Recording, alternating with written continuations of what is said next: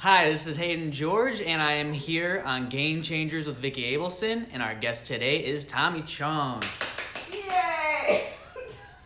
All right, come here, because I'm going to get a contact high, give you a kiss. Ooh. That was nice. A little shock there. Not bad? Well, you gotta watch out you wake the sleeping giant, you know. So the sleeping giant still works, does it?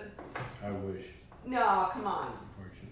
All right, so I've heard you've had some health stuff going on. Yeah. How you feeling? Good. I'll feel better when I get my dick replacement. Now, penis replacement. Oh, you do? No, come on, there aren't. Are there? Well, it's a guy. I mean, but- it's a guy. Your turn.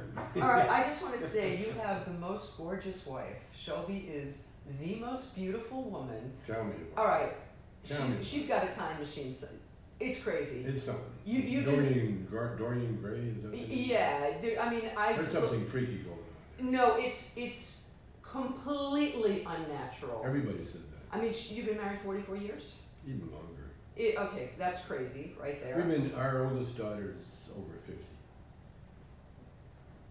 With Shelby, Shelby. you've been with Shelby more than 50 years. Well, she was my girlfriend first.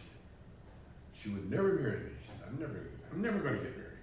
I was married before. Right. And she was my girlfriend. Mm-hmm. And she loved that. Because I was married. Okay, so what about that was attractive to her, do you think? Because Why did she like the fact that you were married to somebody else and she didn't have to marry you? Because she didn't want to have the... See, she's so beautiful. Her She biggest is. problem was that everybody that comes around and dates or something, they fall in love. Right. And then when they fall in love, you get possessive and you get jealous and all that stuff. Mm-hmm. Well, she's a free spirit. And she's like that wild bird. You can pet them, you can not love them, but once you try to hold them, they want to fly away. Wow. And so that's I need some of that. And no, so I was married Mhm. to a very beautiful, gorgeous black lady. Ray John Chong's mom. Yeah. Ray's mom, Maxine, Okay. and a childhood sweetheart. Oh, I met her when she was 14, and she was the sister of a piano player in my band, or the band that we put together.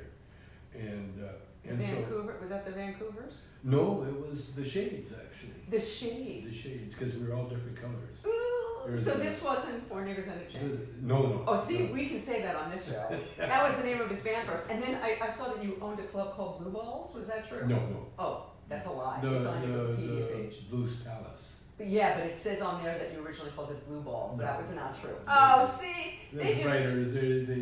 There's so many lies on there. We were on a show earlier, and, Yeah. and they said that I'm looking to find it. Ellen Barkin got her job, her first break on Cheech and Chong, and I've never met Ellen Barkin. Is that true? No, it was a lie. You know, Wikipedia. There's a few lies. There's some lies. I don't see us on. This happened last week. There we are. Okay, we're live. Okay, so you were married before. So I was married, very happily married. I mean, Maxine is very straight Christian lady. Did you meet her in Canada? You did, obviously. Yeah, in Calgary. And so how old were you? She was 14. I was 17, 16, Okay. 17. And that's when I met her. Uh-huh. And then we were boyfriend, girlfriend. And then, being a guitar player, we got kicked out of Calgary. We got asked to leave by the mayor. Okay, now why did you get? Was it a dope related issue? Well, I've always been in a sort of very special category. I don't know why. What do you I kind of do know why. Ordained. You know how you get ordained, like on a mission. Yes. Because here, I'm this half Chinese kid from Calgary, Alberta, Canada, Mm-hmm. and grew up very, very, very poor. Like no plumbing, no Really? electricity, that kind of thing. And my story is Well, what did your father do for a living? He ended up being a truck driver, Mhm. a distant Mhm. driver, but he was Chinese. How did he meet your mom? I never knew until Mom died, and then my dad was really sad, and I took him for a ride, in the car because he's Chinese and he'd never speak. He never talked. Like Wow. when he left, he never said goodbye. When he came in, he never said hello. He would just leave like a ghost and come back. Wow. And just like he was. So you didn't get the funny from your dad, I'm guessing. Well, he loved to entertain. Ah. And when, see, I learned how to play guitar when I was 8 years old. Okay, so how did that happen? Well, we're in the country, and my mother, when she was pregnant with me, she bought this cheap guitar, Sears kind of robot guitar. Yeah. And she couldn't play it, but she'd hold it against her stomach and strum it. So you'd get the music? Wow. And when she was pregnant with me. Mm-hmm. And then when, you know, we had a kind of rough beginning because my mother got TB, tuberculosis, right when I was a baby. Oh, wow. And so I ended up, and I got pleurisy. I ended up in the hospital. My mother was in the sanitarium and quarantined. Wow. You know, you couldn't go near her. Mm-hmm. And so. And so you were a baby without your mama. I was a baby. I was first. My first experiences with like a woman? Female was the nurses in the hospital that I was in. And then I was taken from the hospital when I got better, and then I was put in a home, like an orphanage. And where my brother was already, my older brother was there, and my younger sister was also there. We never saw each other in the home because we were orphans. How long were you there? We were there, I think, my brother was there like 2 years. I was there about a year. And you were like a baby, like a little? I was, no, by that time I was about 5. So old enough to know? 5. No, my earliest memories was being incarcerated. It's funny. Shit. And then did you get? Was there any love going on there? No. No. No, but there was, but what it did. Then after I got out of the home, because if you don't know any better, you know this is your life. You don't know any better. Right. You know. Did you have school there? Did you? Well, you were young. I was too young to go to school. My brother went to school. He had it rough. Because they were very prejudiced back then. And you were half Chinese. Half Chinese, and then we found out that we were actually, I'm 8% native. And my brother they too. must have loved that. And we both looked native. Wow. You know, and so my brother, that's how he became very tough because he had to basically fight his way to and back from school. And they would embarrass the home kids because the home kids went to the public school. Right. And so at lunchtime they say, okay, all the home kids stand up. And so the home kids had to stand up. And then they were given the free milk. Oh. And so every, you know. So shame. Shame well, is shame, all shame. all Well, over the place, they tried right? to shame my brother, but he was so tough that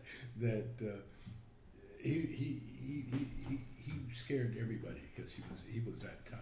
And he was like 2.5 years older than me. And so I only saw him in the home maybe a couple of times. Oh my gosh. Like he came by to see, hey, how you doing? You know, that kind of thing. And had your sister, a little sister? We never saw her. She was in a separate thing. For girls? Yeah, for girls and for, she was like a baby, infant. And then my mother, then my dad finally bought a house without plumbing and without electricity. Were you like in very rural? Was it? We were just past the building inspector. Yeah. You know, so you could get away with it. So you get anything. That's why when I see the homeless people, that's what we had back then. Wow. Like when where we lived, we were lucky because we had a roof over our head. See, this is in Calgary. This is like when it was, you know, we had winters like 20, 30 below for weeks. Did your parents live to see you have success? Oh yeah. Oh, big time. That's so great. Now my mother, like I said, she had TB, so back in the day they never had that medicine. Right. In fact, they discovered right after they took out her lung, and so she was minus a lung, and then she got better, and then she got out of the hospital, and then she came and lived with us. You know, then we got our mom back, and then my dad was a gambler. I never knew how, but he's Chinese. You know, he was young. Is that like a thing? And he was I don't even know that. Oh yeah, oh, Chinese. Yeah. Okay. That's what they did. And he was a single guy, and even though my mom they were married. Right. He was single. Yeah. You know, and he was young, and so he had. Was he a good-looking guy? Yeah, it was very very macho, but short, 5'3", but he was a football player. He was a running back in high school. In high school. Yeah. Oh. He grew up in Vancouver. Vancouver. Oh. So he was Canadian, right? Oh. Born in Canada, but he was raised Chinese, and he never taught us any Chinese. He never spoke to us. He never really. In either language. Either language. He was very quiet. Do you speak French? Me, no. My wife does. Shelby does. Shelby's a brave, by the way. She's talented. She's a brave. We're gonna have to get back to because there is no way she can look like that. I mean, I was really looking. She's unbelievable. She hasn't changed literally since I knew her when I first met her, and that's interesting too. So anyway, I get married to Maxine. Wait, the guitar. Go back to the guitar. So, do you just pick it up and start teaching yourself? How does that happen? More or less. More or less. What kind of music? Are you listening to music? Well, we. You don't have anything. No, the only thing we had a radio. Okay. And I took custody of the radio. Yeah. I would take that radio wherever I went, plug it in, listen to it, because being a middle kid. Yeah. I was ignored. My brother had to do all the chores and all the work. And my baby, my sister, she got the attention for being. I was in the middle, and because I went to the home, I was like quiet. I was left alone a lot, and I got used to it. And I didn't know any other life. Right. So the guitar, I started playing around with the guitar, and I learned a few chords, and I liked it. But my first love was an accordion. Oh God, Hayden's grandfather is a professional accordion player. He's fantastic. I swear to God, he's like that's his thing. He's like. Yeah. I love. Well, I had a cousin, Chinese. See, in Canada, immigration. There was no Chinese-speaking immigration officers, and so when the Chinese come in, everybody was related. Oh, that's my uncle. That's my cousin. Just to get him in. Yeah. And so I had an uncle Joe, Chinese, my dad's buddy, and they adopted a white kid, Winky. It was his name. And Winky was older. He was our what do you call it? Teacher of bad habits. And so we'd go visit them. Yeah. We could Pop and Joe would go sit in the kitchen, talk Chinese. Joe was a cook in a Chinese restaurant, and they would talk their Chinese. And my mom and Joe was married to a Ukrainian lady, Helen. And so Helen and my mom would sit together. What was your mother's lineage? I found out she's 25% native. Oh, native. And she was Scotch-Irish. And native. You got a lot of stuff going on. Oh, no kidding. Well, my mom was incredibly beautiful inside. She was an angel, pure angel. Even though she had one lung, we grew up that she was washing by hand. Wow. And hanging the clothes on the line, that kind of stuff. I mean, to live without electricity and all of that, that's challenging when you have kids. But it created a thing called chores. You had to bring in the wood, bring in the water, take up the slop pail, that whole thing. And the only thing my dad... Do you think that gave you a certain work ethic? It gave me a body. It gave my brother too. Yeah, carrying that working. Water. When you're 8 years old, you're like a man. On the farm, 8-year-old is a farmhand. Wow. And we had chickens. We had a little garden. We had, in fact, my dad rented. He's so Chinese. He rented the poorest land you get on a hill for us to grow potatoes, and. Potatoes will grow anywhere, I hear. Right? Oh yeah, on the side of the hill, especially. Yeah. And that's the food that got us through the winter. Wow. We grew our own food. We had our own root cellar, and like I said, my dad was more of a gambler, and he hung out in the gambling joints and the bars. And he wasn't much of a drinker, but he worked. Okay, that was my other question. Any addiction anywhere near? No, none of that going on. Couldn't afford it, but it was a blues culture. And Like so, in and so, Canada. yeah, and so we made friends with the guy. He built his house across the field from us, and that's where I would take my roller skates and go roller skate on top of The flat. part of the house, and then we got to be good friends. Well, this guy Mal Powers was a fiddle player, excellent fiddle player, and so I played a little guitar. So Mal found out. Then his guitar player couldn't make it one night, and so they enlisted me. Okay, you're playing, and so I played guitar. Your with little Mal. Sears acoustic guitar. I was 8, 9 years old. Oh. That's when I started, and so they'd have parties at the house. Our house, our little house. Now we had electricity, and we had a wood stove, and we had enough of a living room that we could have people dance and party. We'd be in the corner playing away. And so, what kind of music are you playing? Country. Country music. Hold down. Oh. Oh yeah. Do. And what kind of music are you listening to? What do you? Everything. Well, we only had one radio station. Okay. In Calgary. Is there any comedy on that radio station? No. None. Oh yeah, they did. In the morning, they would play comedy, and that's where I heard "What It Was Football" by Andy Griffith. That was the first comedy record I ever heard. Wow. What It Was Football. Ever hear that one? Wait, I don't know. I don't think so. Yeah, I heard it the other day on my. I don't think I've ever heard Andy Griffith's comedy. Were you? Very funny. Were you already funny? No. Was that something that came natural to I you? always hung with a friend. I always had a best friend, and we would be funny.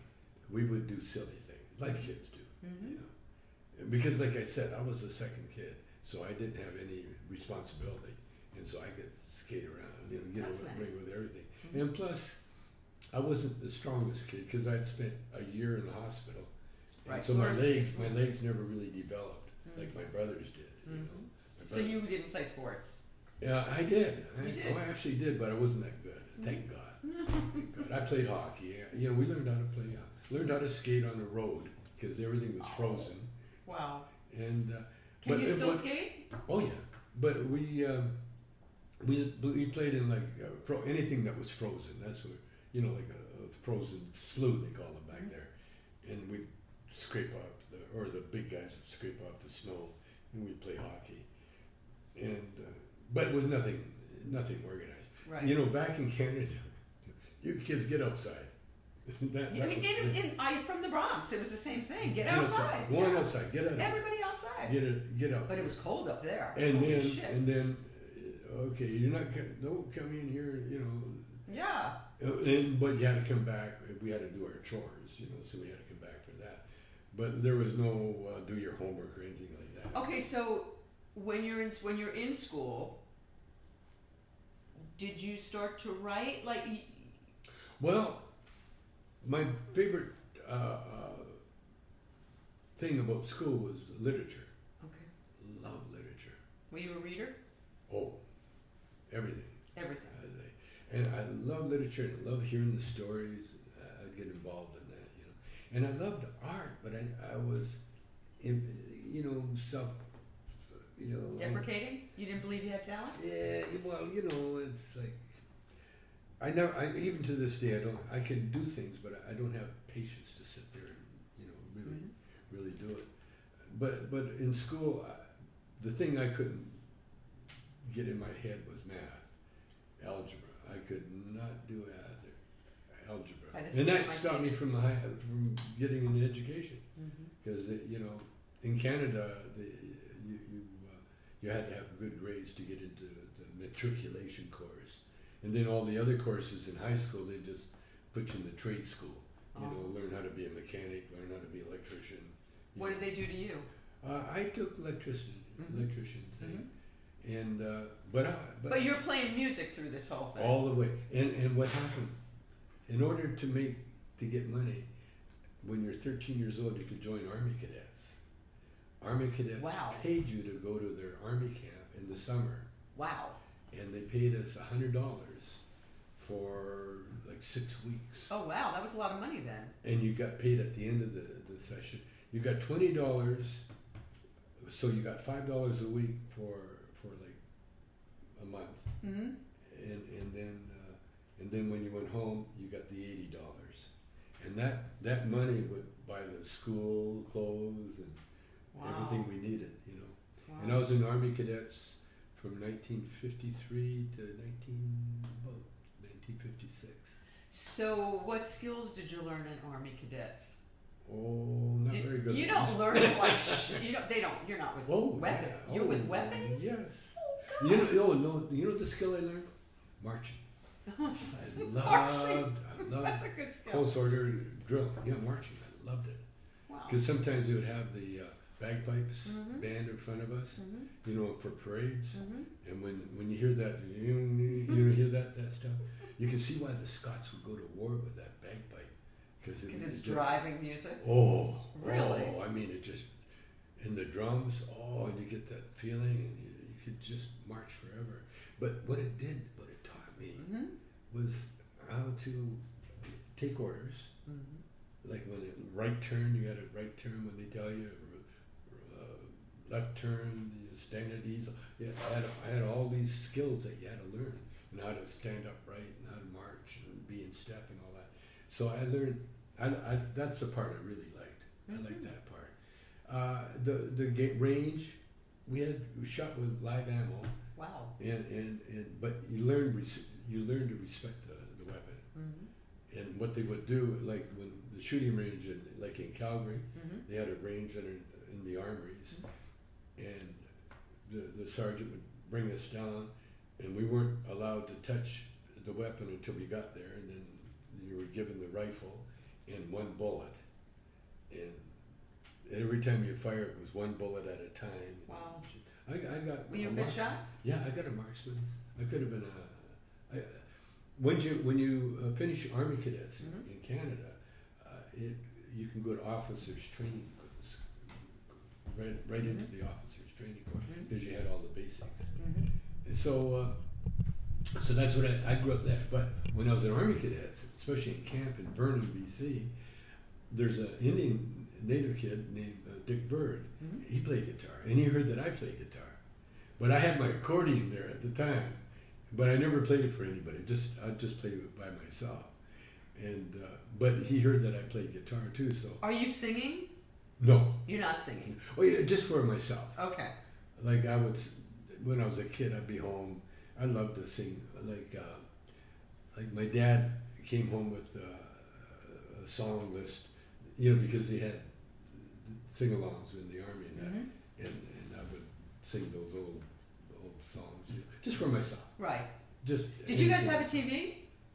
No television. There was no There was television. no television back then. Oh my God. I remember when it came in. In the That's when- 50s, right? Yeah, when we moved into our wartime house, because we went from the shack Mhm. to then we stayed with relatives. The one relative. The Joe guy. Yeah, Yeah. Joe Maha. Mhm. And when we moved into the city, Mhm. now see, we lived in the country. Very tough people there, especially in the country schools, Mhm. because you never get an education because they take you out of school to work the fields, Wow. the harvest time, Mhm. and so a lot of kids never really got educated, Mhm. and so there would be 18-year-old kids like in grade 6 or 7. Wow. And But you learned to read on time because literature was your favorite class, so you learned oh to no, read. no! When I was in school, I read everything I could find. Mhm. And the school was a long way away. The school was miles away. Did you walk? No, I had a bike. Mhm. That's another thing too. How did you ride a bike? Like, because there must have been a lot of snow and stuff going on in Calgary. Not in right? the summertime. Okay, right, yeah. Not in the summertime. Mm-hmm. And in the wintertime too, you could ride on the roads. The roads would be Packed. packed enough. Mhm. But I went to a school where a lot of the kids came to school on horses. Oh God, And it wasn't This is romantic. It wasn't romantic. it wasn't romantic. Oh, the ones that had to take a horse to school, oh, they hated it because they had to take this horse into the barn. They got to rub him down and feed him, and do all Wow, that this is stuff. like another. So with me, I'd take my bike to put it in the sidewalk, and there I'm there, and I learned a lot walking to and from school because it was about over a mile, Mhm. and then we'd cut through a field, Mhm. go past. That's when you learn. Go past a slough where there's, the water melts, and it's like a pond, and it's full of all sorts of creatures, and like kids like Tom Sawyer, we'd be there. But I was always an observer. There's always older kids that were doing all this stuff, and I was an observer.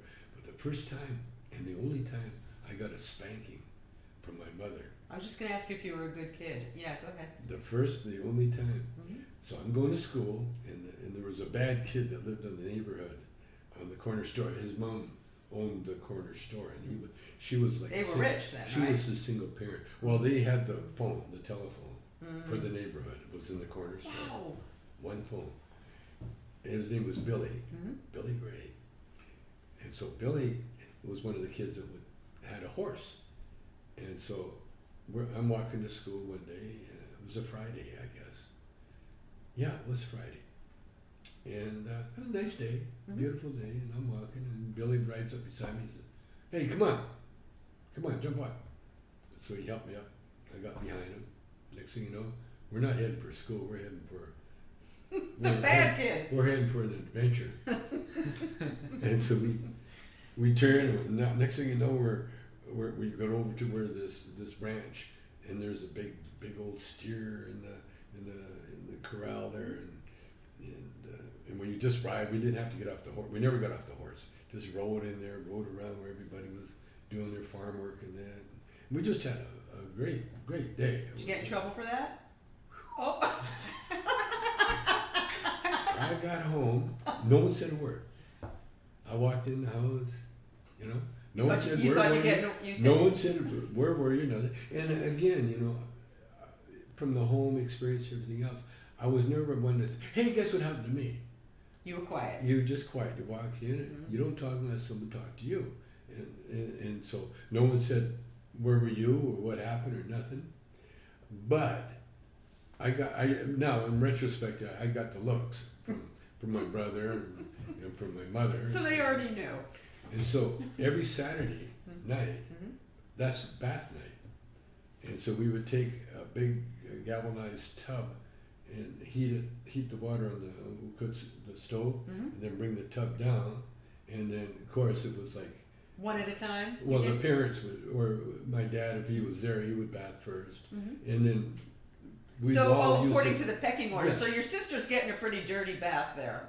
Well, no, because she's a girl. She was... Okay, so you were the one who was getting the dirty bath. So by the time it's my turn, and I'm bath, and okay, because you don't dick around. The water's about this deep. Oh, that's cold. And you're in there, and you try to get it done real fast. Yeah. For some reason, I'm not being helped out of the tub. And so my mother said, "Stand up." So I stood up, and next thing you know, whack. Oh. The strap. Oh. And I got about, how many whacks? About three or four whacks. Oh. Don't you ever miss school again. That's all she said. That was the only time, first and only time I ever got whacked by my mom. Wow. And your father had nothing to, your father stayed he out of wasn't it. even there. Uh-huh. He was there. He was out working, Gambling around. Gambling or working or driving truck. What was the gambling of choice for your dad? Do you know? I have no idea. They have all these Chinese games that they play. I was never invited. Mahjong. Did they gamble with Mahjong? Oh yeah. Yeah? Oh yeah. But they have this other one that they call it like dominoes and that. No, I never had a conversation because we were kids. See, back in the day, parents never talked to kids. There's nothing to talk about. Yeah, I know. Yeah. But what I would do, I would come home because I was a good storyteller. I would come home and talk about what I learned in school. Okay, so teach my dad that. When did that start? When did you become aware that was something that you... Did you always do that? Was that something... No, I wasn't aware.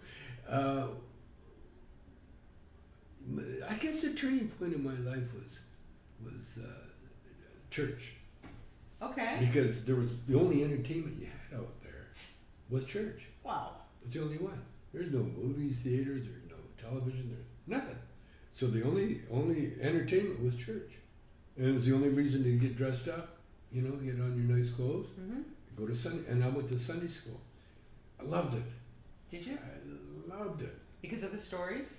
The stories, but they're teaching, Mm-hmm. you know, all the stories. When you are, because you're a spiritual person, I know that you have a meditation practice and Yeah. and Well, that's where it the started. I Chong. Well, that's where it I'm started. learning about the I Ching because of you. Yeah. I'm motivated now to Oh, learn you about got it. to do it. I know nothing about the I Ching Oh, until I you're- started reading You're about going to you. love it. You're going Really? to love it. Okay.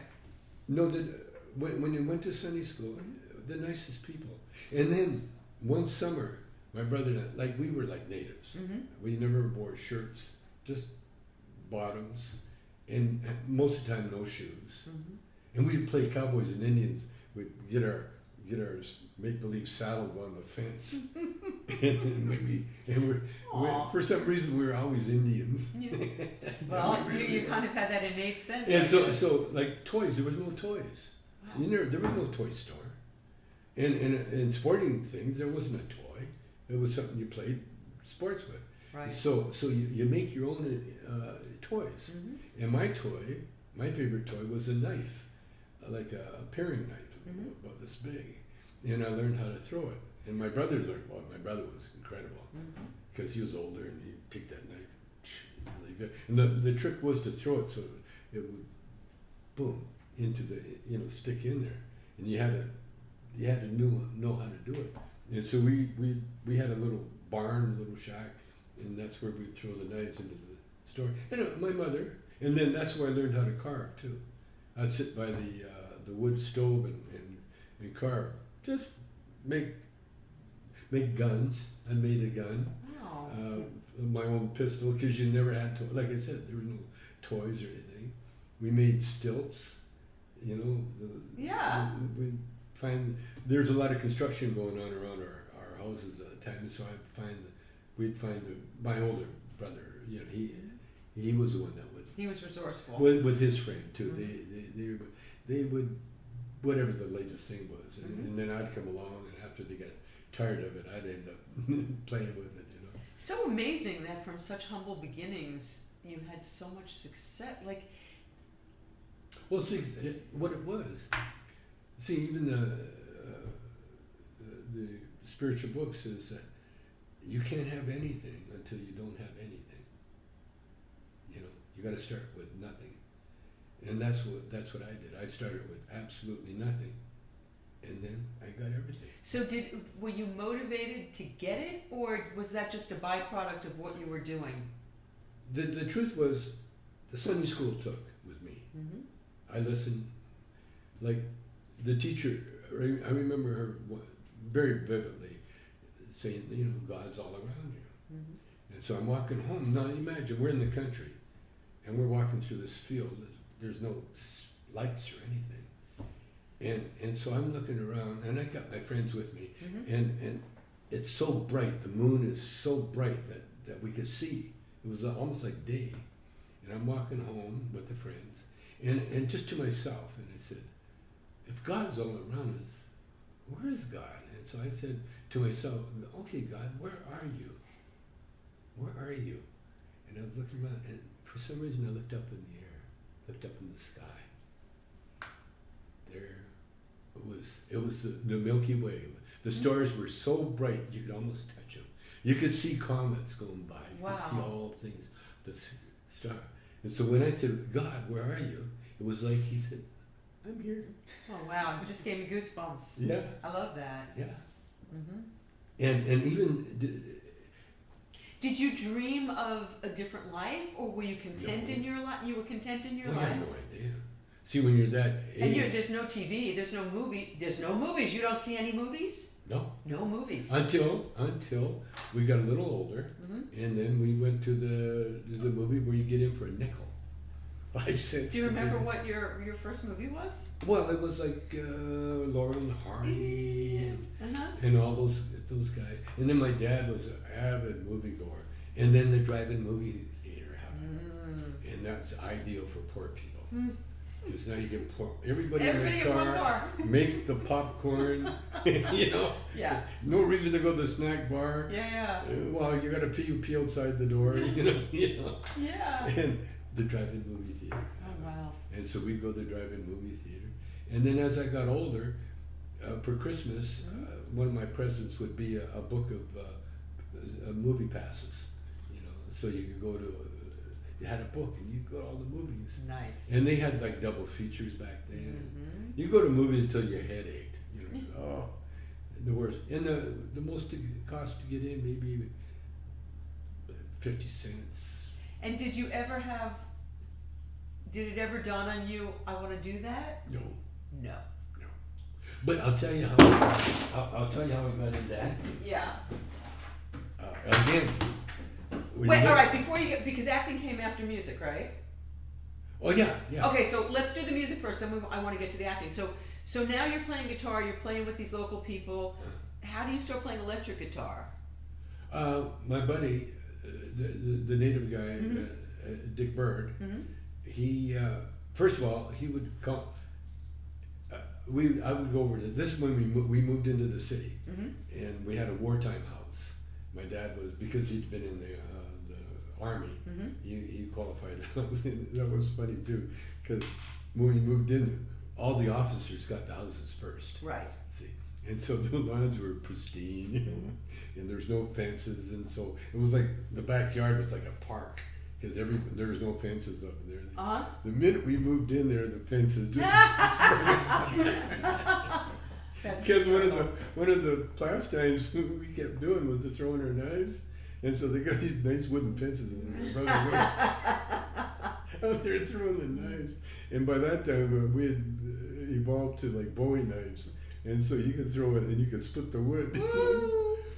But no, the music, the electric guitar came.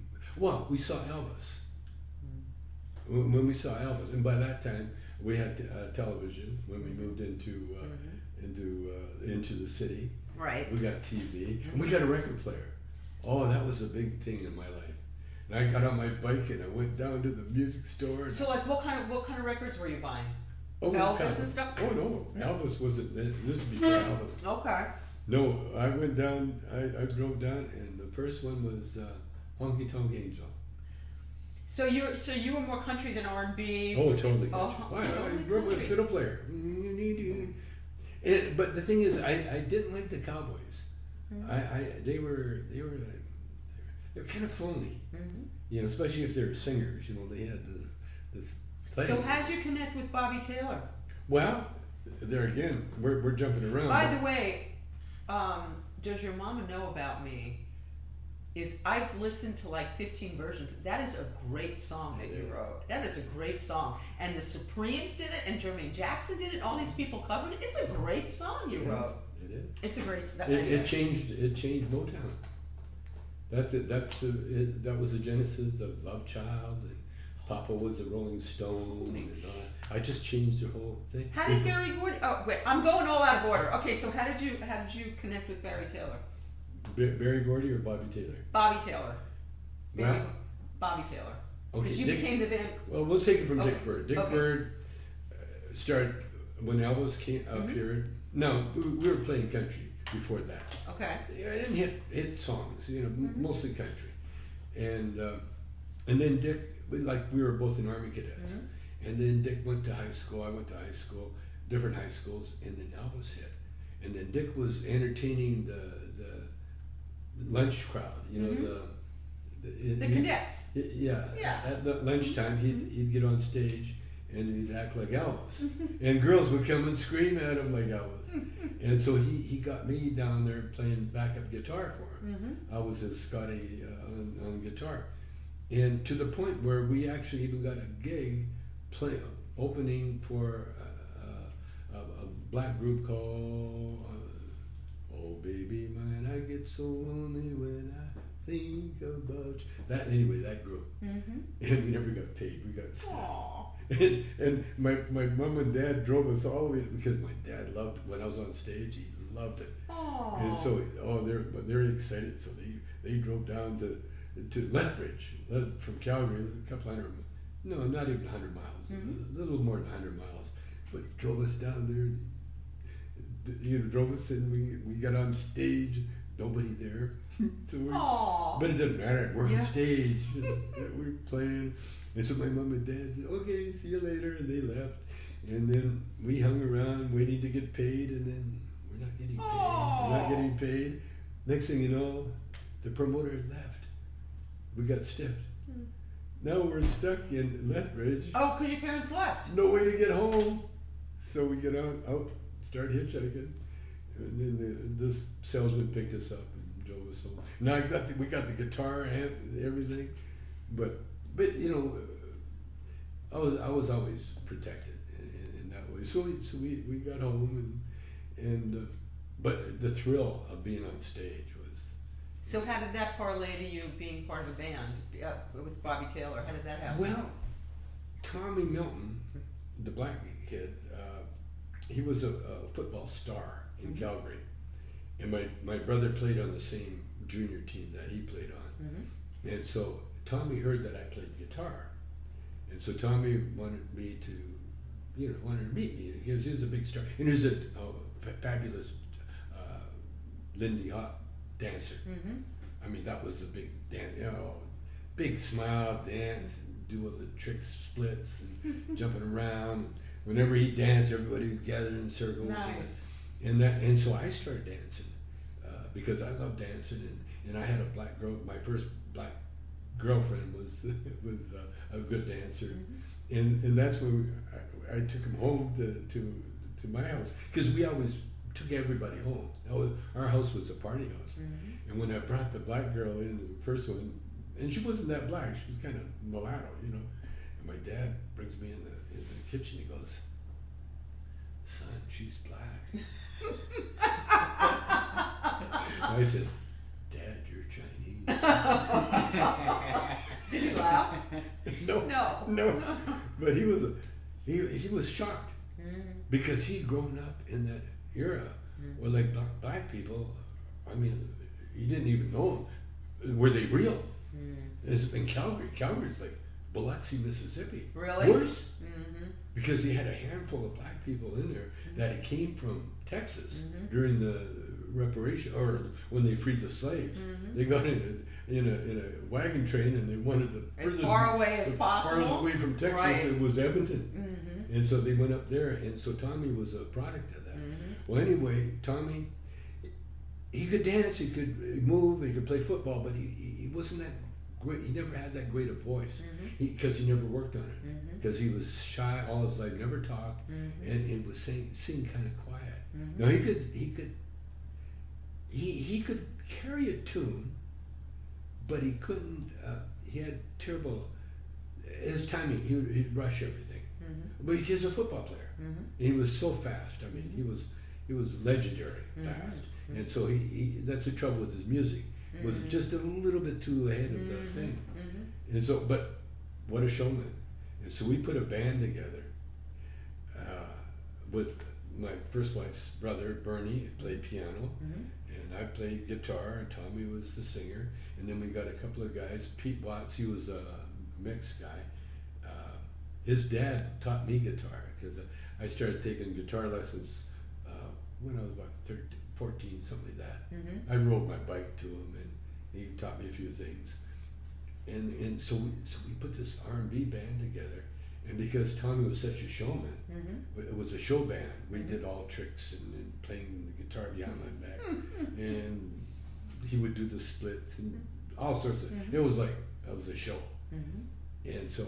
But again, being spiritually motivated, I for some reason I got hooked up with a friend of mine whose dad ran a teen outreach, for kids, and so we started our own teen club. I started really, and my first black girlfriend, she was like the secretary, and so then we hooked up with the Legion Hall in Calgary, and we got the Legion Hall for $20 or something a night to rent it. And next thing you know, we're just pulling all these kids into the dance. And the only problem was we had a liquor problem.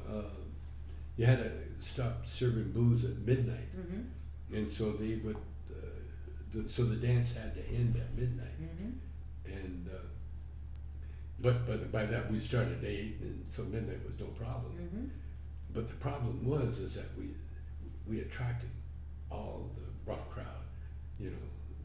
At the time they were zoot suiters, you know, Sure. the drapes, My father wore a zoot suit. and the ducktails, and they were emulating all the badasses. So all the badasses came down, and at one time they came, the gang heard about us, and they heard how tough my brother was, and I'm like, we needed a car. My brother had a car, and we needed a bass player. So I taught my brother how to play bass. Really? So we could have the car. So you could have the car. You only needed. Oh, that's hysterical. And so he played bass. And he was good. He was good, but he never had any natural talent, you know. So I always show him where to put his fingers, you know, when we're on stage. And I said, okay. And I'd show him the 3 chords or 4 chords or whatever it was. But we had this great rock and roll band to the point where we got very, very, very paper. We had front page, all that stuff, because it was the first R&B band in Canada. Wow. In Canada. Wow. There was another band, but they were from the States. Ronnie Hawkins and the Hawks. They were from the States that ended up playing with Dylan. They came up. They were East Coast. We were West Coast. And our reputation spread all over because. And this is before you with Bobby Taylor? He's not even in this yet. yet. No, Bobby's not even in. No. Okay. This is Tommy. We won a contest. And he's not a great singer, and you still. Well, he was a great showman. That's worth a lot. And then what he was, and the thing in Canada, there's so few black guys. If you're black, then you get and hold a mic, then you're in a band. That's basically what it was, you know, because it was all an illusion. Yeah. You know, there's very few of them that could sing, but Tommy was also very energetic, and you know, he was the one that, we got to go to Edmonton. We went up to Edmonton. We played up there, and again we killed, and we were just on top of the world. And then the teen club got so popular. We getting all the hoodlums coming there that when we had to shut down at midnight, they would go off into the city and create all sorts of havoc. You know, find out where, hey, the girl would be babysitting somewhere. Hey, party over here, and they would go over there. And in Canada, everybody would stock up on booze for the holidays. And so these hoodlums would go into a house and they'd look for the booze, you know, and they would steal the booze, and the cops would go crazy, you know, because all of a sudden, because of our dance, they had all these calls in Canada. Calgary was a sleepy little town at one time until we came on board. And so just before Christmas, 1957, we got called into the mayor's office. Now I thought we were going to be awarded, you know, some kind of Band of the Year. Yeah, I mean, you've done so much for our community because it was a teen club. But you know what I found out is that the reason they called us into the mayor's office, they couldn't close us down because we weren't doing anything wrong. We were doing everything right. It was the kids that would go after it. Right. They were the ones. But they knew that if they closed, but they wanted you to stop so that would stop. So that was stopped. And so they told us they thought it would be a good idea if we left town for the Christmas season. Now Tommy and I, you know, the whole band except my brother, we looked at each other. Okay, let's go to Vancouver. And so my brother had to stay, and so because he had a day job and kids and everything else, and so we got in one car, and we motored off to Vancouver, and started a life of music. And you had like quite a bit of success from how did Barry Gordy find you? Well, over the years, because like I said, Tommy was an entrepreneur. We did a British Columbia tour one time. And what we would do in Vancouver, when we were in Vancouver, we would rent halls from the Polish Hall or the Italian Hall, some hall. We get them, like they rent them out for weddings and that. Well, we would rent them out, print up flyers. We're paying here tonight, and then the kids would come and we'd pack the place and have a good time. And then Tommy wanted to make it big, so we started motoring down to Los Angeles. First, we went to Seattle. Seattle was our first place because there's a black community in Seattle. That's where Jimi Hendrix is from. And we went down there and we played. We weren't near as good as the musicians down there, but we had that showmanship. And so that got us there. And then we went down to LA. Well, you couldn't get a gig in LA at all. You know? And so coming back one year, we stopped at San Francisco because I wanted to see the committee, and because I got into Larry Hankin. You know Larry? Yeah. So I got into the committee and in San Francisco. Wait, you got into the committee? No, just watching. Okay, just watching. Now, So what happened? Are you attracted to this at this point? Like, I want to do this, or you No, like to watch it? No, I just loved it. Okay. I loved the entertainment. Okay. Because what I did, when we went to San Francisco, there was again a girl that always a girl. We'd stay at her place. The whole band. That was crazy. Well, we were young studs, man. I mean, we were musicians, so we stayed all stayed at this girl, who I knew from Calgary. She was a friend of mine from Calgary, and she said, "Yeah, you can stay there." So we were on the floor, or everywhere, and we got a gig one night a week at Big Al's in San Francisco. That's where Bobby Taylor worked. Now Bobby was one of 3 singers, and so, but he was the best singer. And so Bobby, when we met Bobby outside the club, he was the one that told it, "Hey, Big Al, hey, hire these guys. Come on, they're great." He was really good at that. So we were the relief band, because the bands there, they wouldn't even have breaks. The musicians would leave one at a time. Wow. To take a break, to keep the music happening and the girls coming in, the dancers and that. And so we were the break that for one day a week. And we stayed there, I guess, about a month. And then we had to go back, because all of us were married. And I think, you were married already? Oh, yeah. Oh, yeah. I was married at the time. And kids. And so we went back. And then in between all that, another guy bought these buildings, and there was an empty steakhouse in one of them, and he asked me if I wanted a club, wanted a nightclub, and I said, okay. Do you want a nightclub? Yeah. Well, put a band in there, an empty steakhouse. Instead of doing a steakhouse, put a band in there, and now you got. Don't you need like a liquor license and all of that Well, stuff? it was a bottle club. There was no liquor. I mean, we weren't allowed liquor. Okay. It was a bottle club, so we never had a liquor license, and so you brought your own, which was much better. And so this is when I met Shelby. So we had the club. Wow, you've known her that long? Yeah, well, she was a baby. She was 15 when I met her. 15, 16. And she was still in high school. And so what happened, to supplement our income, we played a teen fair. And it was a big contest. We won it, of course. Of course! And Shelby had seen us at White Rock. We're another club that we played at.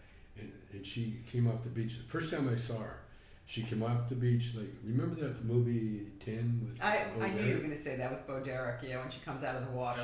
She come out of the water. She had her little brother with her, and they come out of there, and she had this little summer dress on.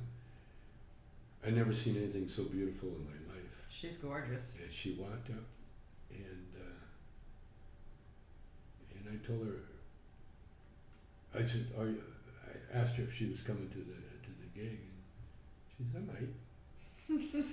And so then, and I told the bouncer, there's a big old bouncer that I got into weightlifting because we're sitting there talking about it. When I saw Shelby, I did that old, I want her, Paul. And so then that night we're playing, and she walks in. Now she's so good, got a tan. And I think she had her sister with her. I wouldn't know, but because all I saw was her.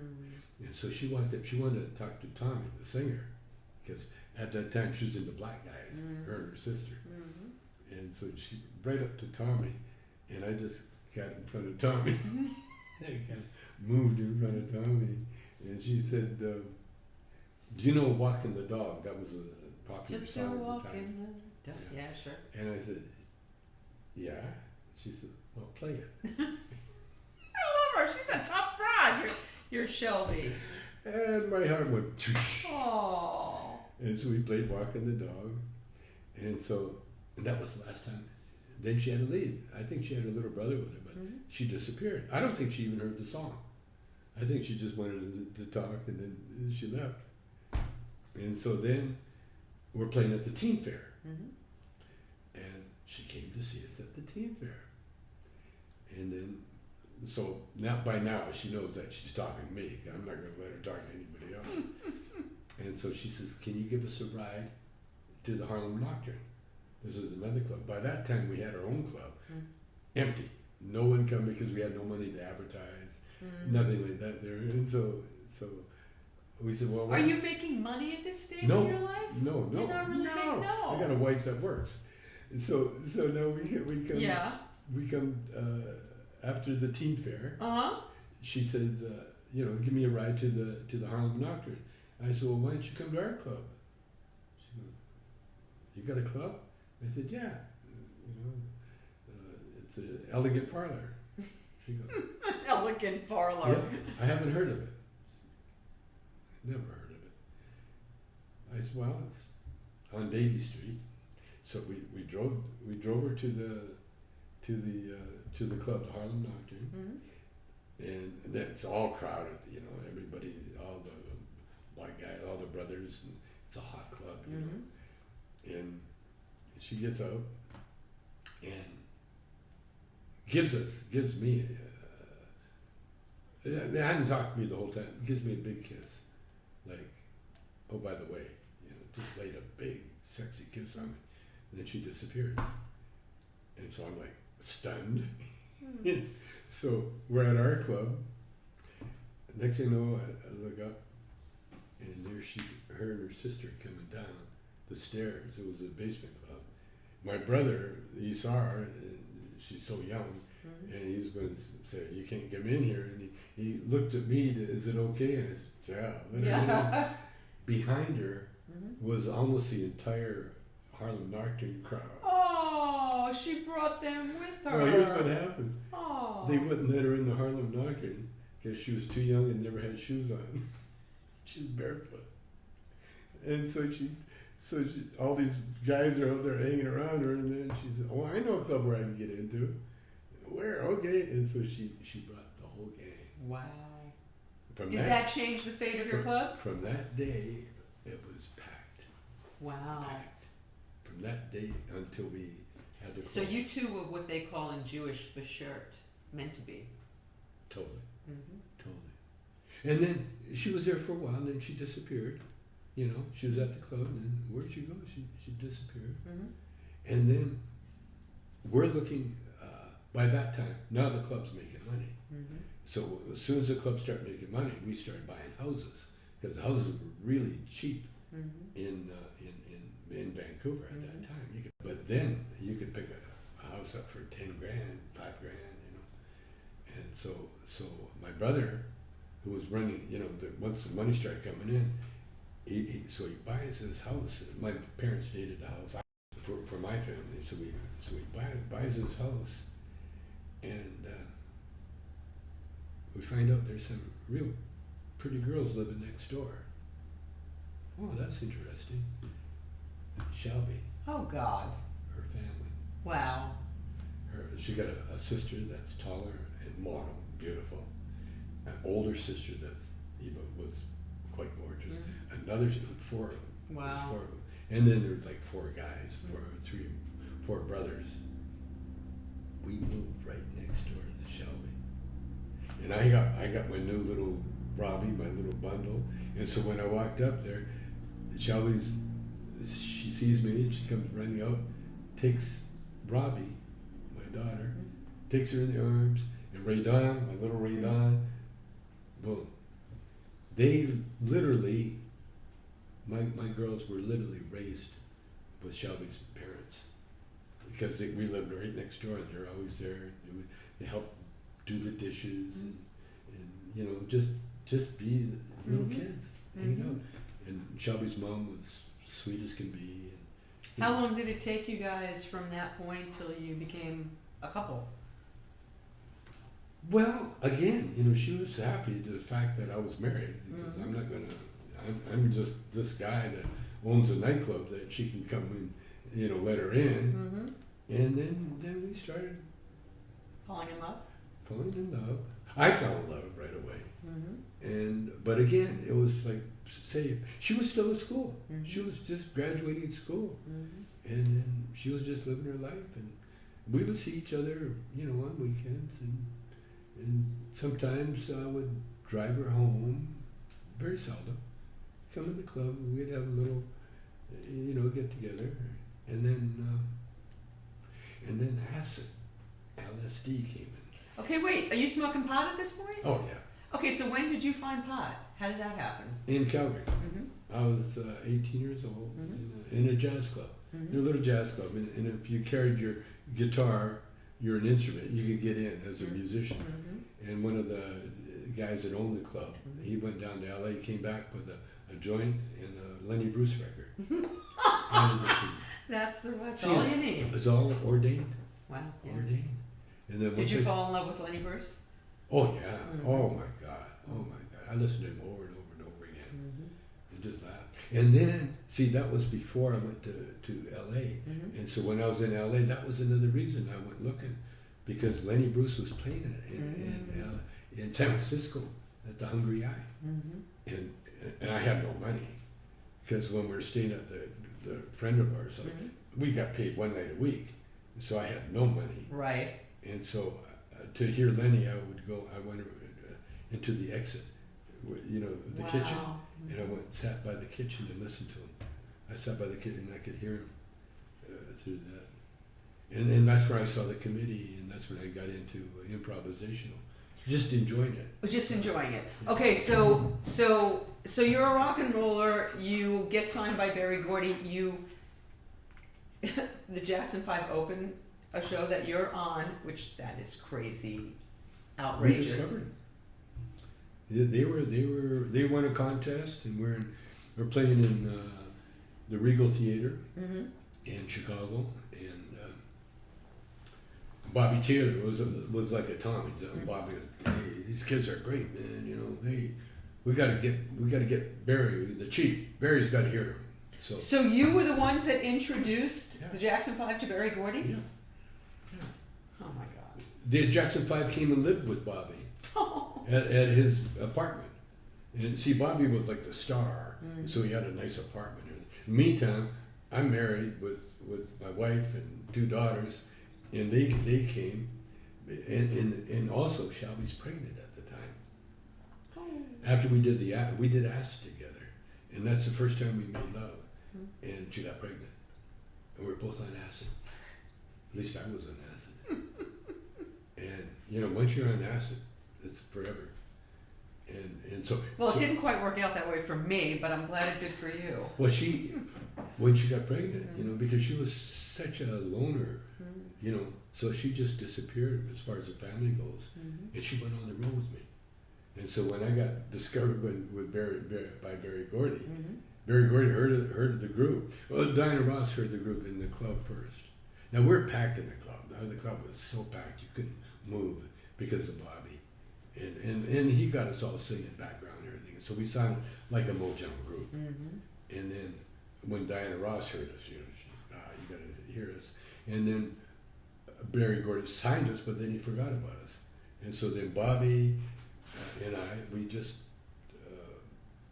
ended up going from Vancouver to Seattle to LA, and then to Detroit. And I had Shelby with me. So Shelby came with us to Seattle. We played in Seattle, and we played in L.A. Mm-hmm. And we it was Was historical. Diana with Barry? Was she his girl then? Yeah. Because On the side. I knew Bob Ellis, her husband. Did you know yeah. Bob? No. That's Tracy Ellis's Ross's right, father. right, right. But I worked with him at Woody's in New York The years rich later. one. But He was rich. he, Well,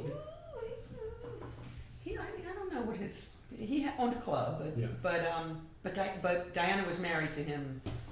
But he thought the daughter was his, but it was really Barry Gordy. That didn't come out until much later that the daughter was actually Barry Gordy's daughter, Rhonda. Her daughter, Rhonda. Yeah. Yeah, Rhonda, but Yeah. not the one. No, Tracy is Bob's Tracy's daughter. yeah. Yeah, that's his daughter. Yeah, I could see. So. Because Barry Gordy got a distinct mark. Oh yeah. Yeah. She looks exactly like him. I don't know how they got away with that for all those years.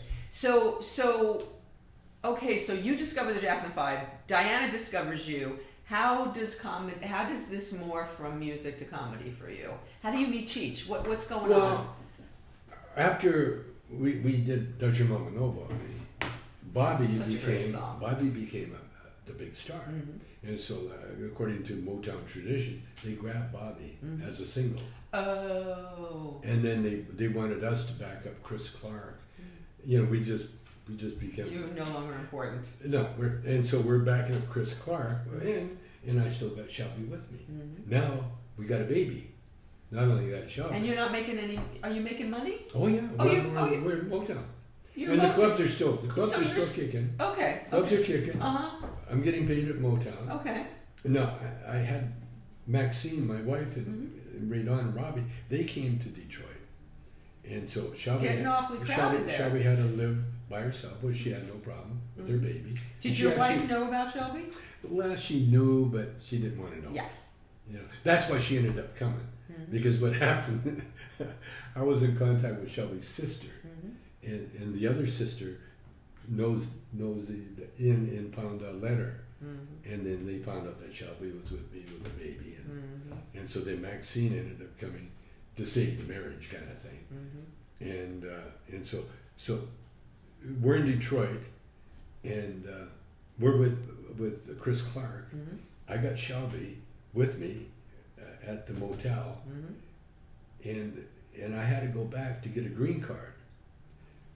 And so I go back to Detroit with the bass player. I was going to get the bass player a green card too, Mhm. and so we fly back to Detroit to get the green card. In the meantime, the road manager of Chris Clark told me, "If you leave, you're fired." And I looked at him. I was not used to being told what to do. You know, I owned the club, I owned the band, everything else, and I got some lackey telling me, "You're fired." From what? What the fuck are you going to fire me from? You know? Mhm. And so I ended up, I said, yeah, right. And so I went back, got the green card, did the interview, Mhm. and then I came back, and I was fired. And the guy said, "You're fired." Now, the band could have saved me. The band could have, but the band, we had picked different people up, and so they had no loyalty toward me at all. Mhm. They might have had loyalty toward Bobby because Bobby was a star, but I wasn't even the leader of the band. Right. A guy named Tom Baird was the piano player Mhm. who co-wrote Does Your Mama Know About Uh-huh. Me. He did the music. Mhm. And so when I went to the gig, you know, because they told me in Detroit that I was fired, but I got Shelby, I got my guitar, I got everything in Cherry Hill, New Jersey. So when I went there, the guy said, "Yeah, you're fired." And the band could have saved me, but I'm glad they didn't. And so then I got my guitar and my amp, and I come back to the motel. And Shelby goes, "Oh, you're home early." I said, "I got fired." And she says, "Oh, that's good. That band sucked." She said, I always said the right things. Always. Wow. Come to bed. That band sucked. So I said, okay. So then we went back to Detroit. And a little while, I think the next day or something, Barry Gordy phoned and said, "It's a mistake, Tommy. You're not fired. That was a mistake." And because I told Barry I had to get a green card. Mhm. So Barry set it up. Right. But he didn't tell anybody. Uh-huh. And so I told Barry, I said, "I think I'm going to stay fired." I said, "I want to be a Barry Gordy. I don't want to work for one." Nice. And Barry says, I can respect that. So he gave me $5,000. Wow. And so then I found a car where you can rent a car, drive some guy's car back. Right, they used to do that in the old days, yeah. And so I found that. Mm-hmm. So I loaded Shelby and the baby.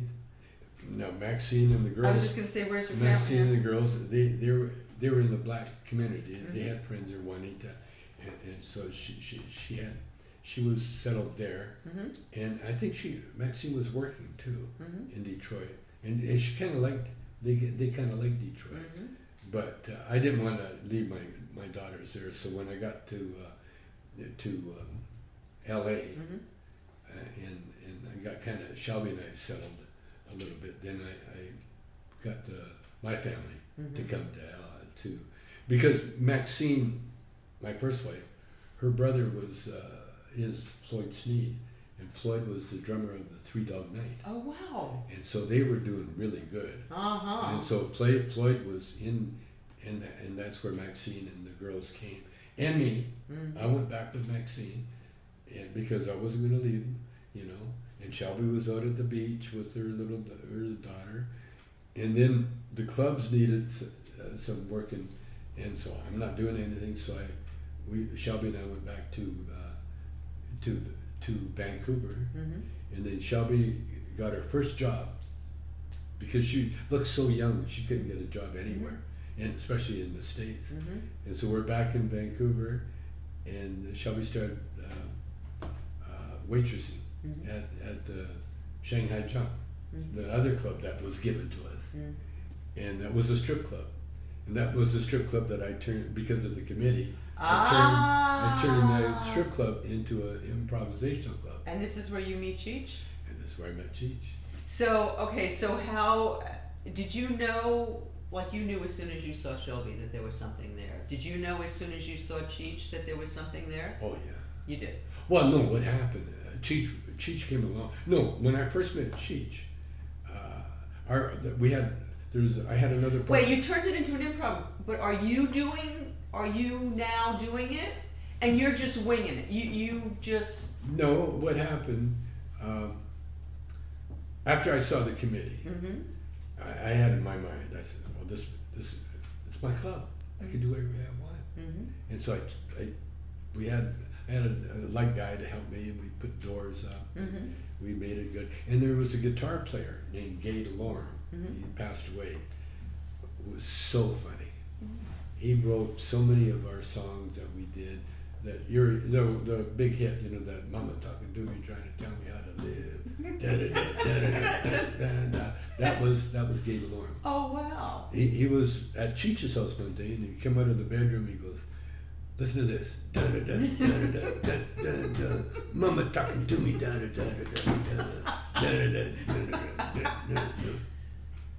So I took it. I wrote the lyrics, and I actually produced that particular song. Wow. But Gay DeLorme, he was from Edmonton, and so when I went back to work in the clubs, Gay heard about me, and so he came from Edmonton because he wanted to meet Tommy Chong, Wow. of Motown. And then the first thing he did was take my guitar and played it like I've never heard it ever played before. He actually encouraged me to quit playing guitar because I only played guitar because I had to.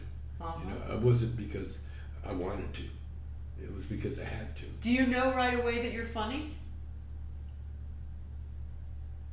Did you have confidence? Oh, that's the story. This is how we got. No, here's how I did it. Okay. Again, we're living in the country.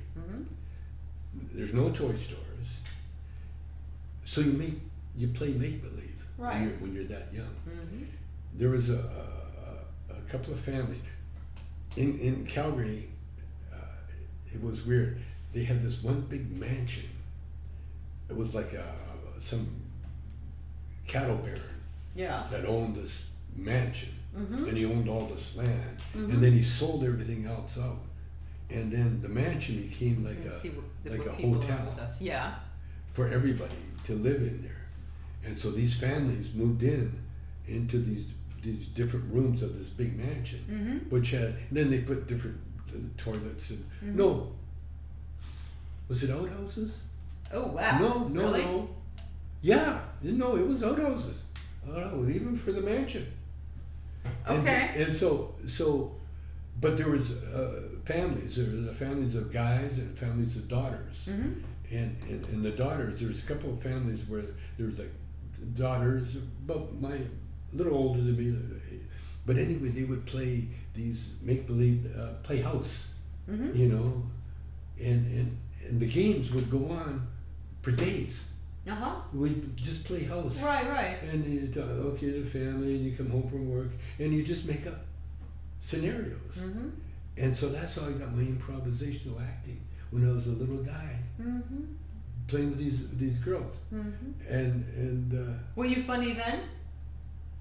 no, No. not funny. You were But playing it se- straight. No, playing it serious. You know. Mm-hmm. Never got funny until we started the improv, the City Works. We called ourselves the City Works. So, but never got funny until, so where did that come from in you, do you think?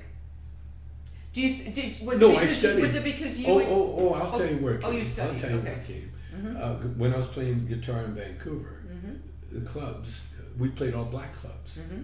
And all black clubs always had the comedian and a dancer. And a dancer. Yeah, a stripper. Oh, okay. Yeah. And so Yeah. the comedian would come up 1st Mhm. and do his thing, Mm-hmm. and then, hey, and here she is, Lady Scarlet or something, and she come up, do her sexy dance. You could only show what you could show. Right. And then the band would play for dancing. Mm-hmm. And that was the standard. Right. And the club that I played in Vancouver, same thing. Mhm. They would have the comedian, they would Mhm. have the comedian, they're black comedians, so it was like Red Fox type of thing, you know. Wow, yeah. Oh, I mean, there were some of it was so funny. Mhm. And being a musician, Mm-hmm. when you learn riffs, they stick in your head. Mm-hmm. And that's what happened with comedy. Mhm. I'd hear a joke or hear a thing, and it would stick in my head. Mhm. And like I said, Gay DeLorme was naturally funny. Mm-hmm. He would entertain us until our ribs hurt. And so Cheech and I, and then when Gay was actually the one that started the improv in Calgary. Okay, so now you start this improv group, and Well, let me Okay. tell you how it worked. It was a strip club. okay. Okay, we got bikers, we got businessmen, drunks, we got the lowlifes. Mhm. They're in there watching girls, you know. And so all of a sudden I changed it from a strip club to an improvisational club. I don't tell anybody. And do you have any? Oh, you don't tell I don't anybody. tell anybody. We don't make any. We just put pictures up on the thing, now appearing. You know, there's Mhm. me and Dave, my partner, in that. The first skit, because once we started improv, we attracted all the theater people, Mm-hmm. mime artists, you know, the theater guys. Mm-hmm. And so this Ian, he had makeup and the mime artist, looked like the Joker, and so the stripper, I says, all the bikers and that, they're waiting for the girls to come out. And so we lower the lights, then the lights come up on this mime artist, and he's going around picking flowers. And he's doing things, then he's doing the wall. And I'm dying. I'm looking at these bikers. The bikers aren't screaming The yet. or bikers, throwing no, fruit? they're looking. And one guy goes, "Hey, Elvis!" I'd never forget that, Elvis. That's the only thing is, "Hey, Elvis!" And then Dave, my first partner, he comes up. He's got a cowboy hat like you, and he's got a scarf around his neck. And he comes up to the mic, and he starts singing, "I dream of Jeannie with the light brown poodle, that's some hair.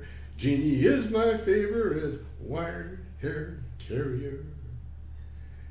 And then the door opens. I come out, my hair's all messy. I got a bare chest, and I got a rolled up newspaper. I walk over to him. I go, "What kind of fucking song is that?" I start beating him to death. The bikers scream. Everybody screams. It was the funniest thing anybody had ever seen, because we built a tension. We built the tension. They didn't know what was going So on. how did you know to do? Was this just an innate thing for you? Gay DeLorme. Gay Gay DeLorme. DeLorme. That was his first bit. the first bit. When you get that first bit under your belt, then what else can we do? And so what we would do, we would sit, you know how the improv groups are supposed to sit there and, you know, write clever things and all that. Excuse me, You know, yes. what we would do, we would get the Playboy magazine and go right to the center, to the jokes. And then we'd look for jokes that we could do out of the Playboy magazine. Because You we would had act girls. out the jokes? Because we'd have the girls, yeah, we'd act out the girls. Because you had the strippers. I'm having And we had a couple of girls that Excuse me. were naturally funny. Maureen, she was another Edmonton girl. She was like, Not your wife, Maureen. no, Maxie. Maxine. No, Maureen. Well, they were all legitimate strippers from the earlier. They were funny stuff. strippers. Incredible. Well, that's what I learned. You know, when I was working the lights, the girls would come to work and they looked so hot in their street clothes. Mm-hmm. And then they would put on this stripper outfit, and all of a sudden you go, you know, it wasn't that hot anymore. Hmm. But the sexy thing was to see a girl unbutton her blouse. See, that's a lot sexier than taking off a boa. Mm-hmm. Seeing the girls get out of their street clothes, Mhm. now that's sexy, Mhm. you know. Mhm. And so I realized that, and so we utilized that. Mm-hmm. The first bit we did after the what kind of fucking song is that was the pajama party. And so and this is when we had a guy named Taps Harris as an MC. Mhm. This is before I got in the show. Mhm. And we had a singer, a black girl named Jeannie. She was a singer. Mhm. And the girls. And so what the bit was, and I wrote this bit, where the girls were having a pajama party. Mhm.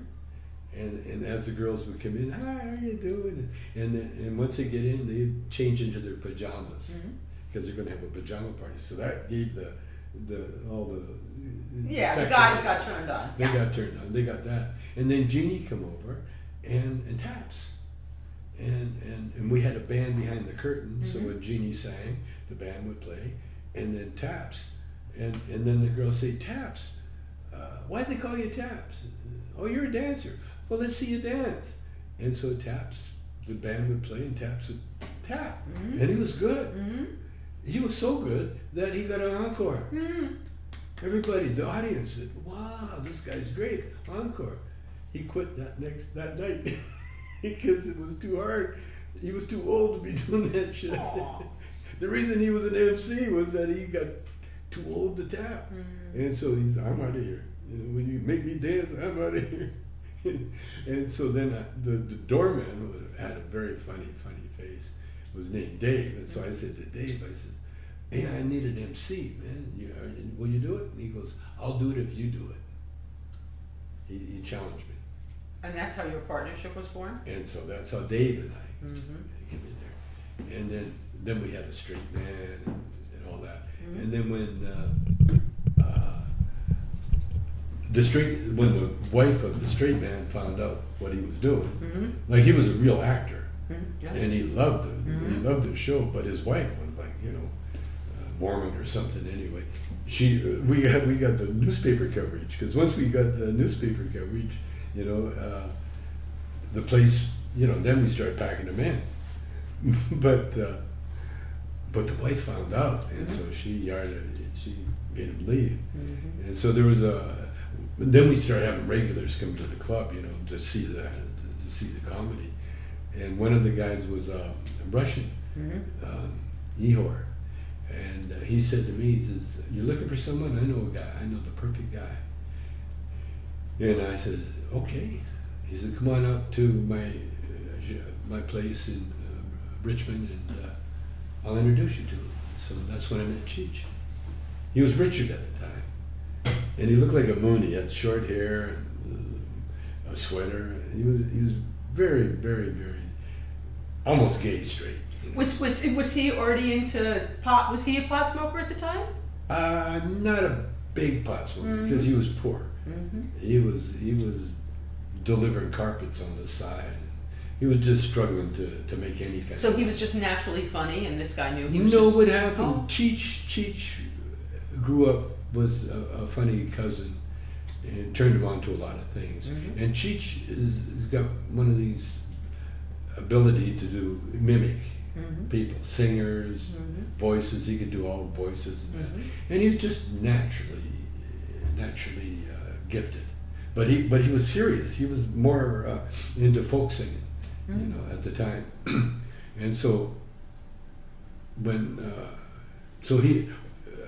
when I met him at the farm, I told him what we had going, and he says, "Oh, yeah, I'll let me check it out. Let me think about it." So I said, "Oh, okay." So he came down, and when he walked in the door that night, Saturday night, we're backstage and we're looking through the curtains, and we said, "Oh, he's got the beautiful girl with him, full length, big coat. I mean, nothing like you see in Vancouver. Brunette, striking, and tall. And he comes in there looking like a gangster, with his maul. And I said, he's hired, because I always judge a man by his woman. I love it. And so he saw he saw us do our bit. He said, yeah, you could fit in. And so next thing you know, we got Cheech. And we used to have a little rehearsal every day, and then we go for lunch in Chinatown. And that's when Cheech learned how to use chopsticks really fast. Other than that, he'd starved. And did you guys just have like you sat down to write, or were things happening spontaneously? Both? No, we would meet. We would meet, and then we would figure out, go over the show, rough out the show, what we're going to do, and where to How put much the- of it was scripted and how much of it was ad-libbed? Well, it was scripted to the point, where where The bones of the... where the punchline and all that Right. was going to be. What was ad lib was in between bits. You're trying to kill for time, or answering some questions, because a lot of times we would do Q&A from the audience. With suggestions. Give us suggestions, and they would yell up suggestions. It was funny because they'd yell up suggestions, we'd write them down, we'd go back, and then we'd, work on them, and we'd come out, and everybody that yelled they were gone. There's a new audience. But it didn't matter. It didn't matter because we would, just start working. Can you tell us the story of how Dave's Not Here happened? Well, when we got to LA, we tried. We were just trying. We worked at all the clubs we could find, just Cheech and I, and all the black clubs. And then we started being regular at the Troubadour because they had a hootenanny night there, and the hootenanny night was supposed to be for folk singers, right? But it was perfect audience for comedians, and so then we started working there. And to get on at the right time, you had to be there like at 9 o'clock in the morning at the box office. Wow. And wait until the box office opened at 6. And so you're first in line. Wow. And then you get to sign up, and then you're number 6 on the best time. Right, the sweet spot. Yeah, sweet spot. And so we did that a couple of times. And then we created a big following.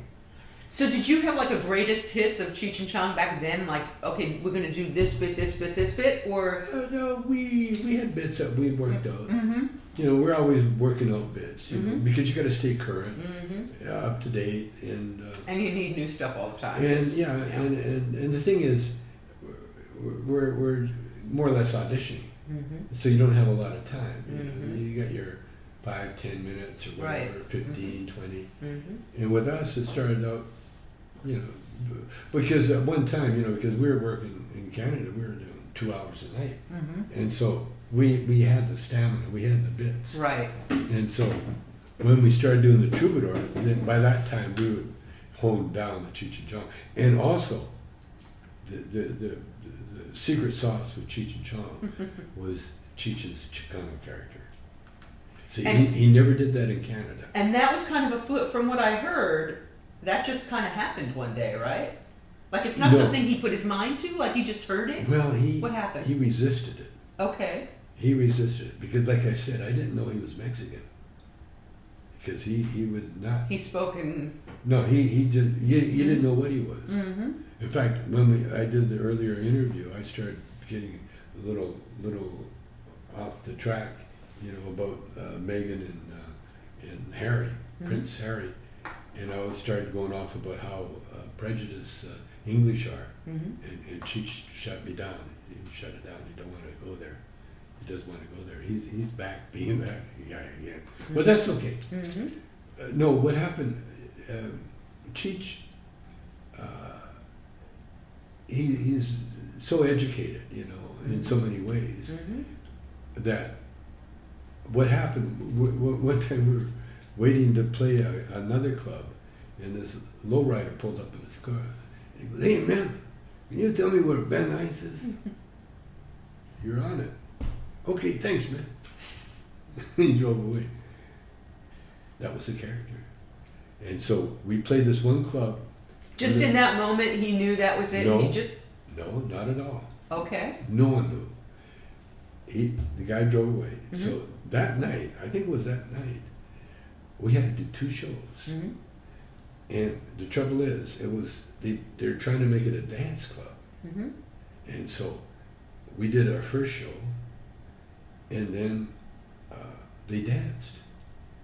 And the first show didn't go over that well because it was not a comedy club. They're dancers. And we're stopping them from dancing. And so we're not getting by with biker material at all. And so we're back there. We got to do another show. And I said to Cheech, "Come on, man. You're from here. There must be a character that they can relate to." He said, "Well, there's one, but I don't want to do it." I said, "Why?" He said, "Well, it's a little detrimental to the Latino community, you know." I said, "We're comedians. That's what we do." And so I said, "Like what?" He said, "Well, like, you know, the guy, the lowrider." I said, "Okay, well, I got a bit." I saw this one bit for many years. Was where the guy would pretend he has a car, black guy, walk out there and he'd clean off the car so you see his car. He'd do his little, you know, Pantomime. And then you get in the car and you close the door and adjust everything. Really funny. And then you drive and you get to his, you know, peep for his girlfriend to come out, and then it was all pantomime.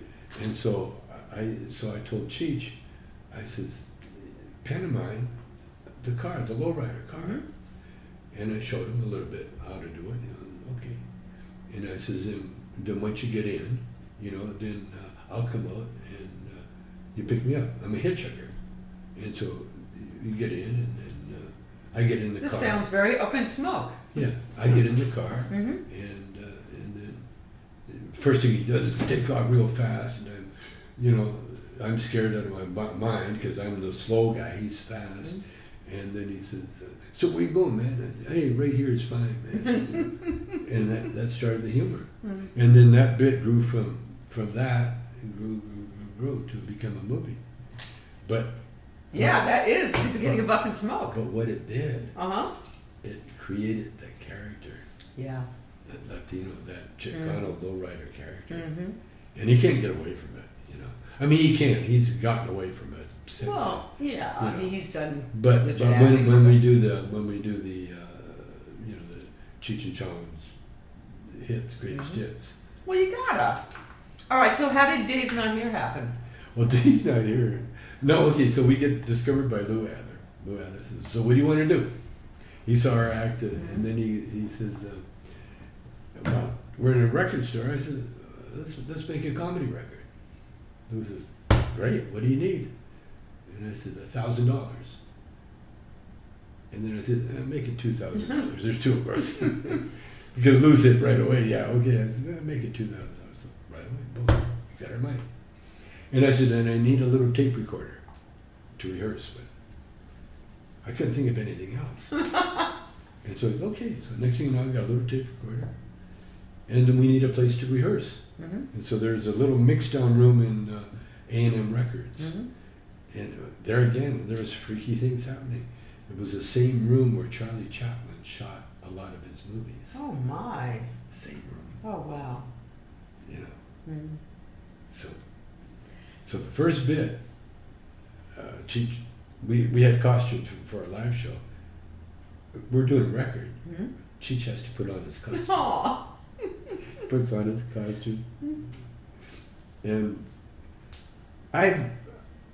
Cheech is so right to be talking about because he's so serious. You know, when he does anything, he's serious, puts everything into it. So he's outside and knocks on the door. And I got the tape recorder. I don't know if it's working or not. And so when he knocks, I looked at the door. And I look back at the tape recorder, it's not moving. And so I said, who is it?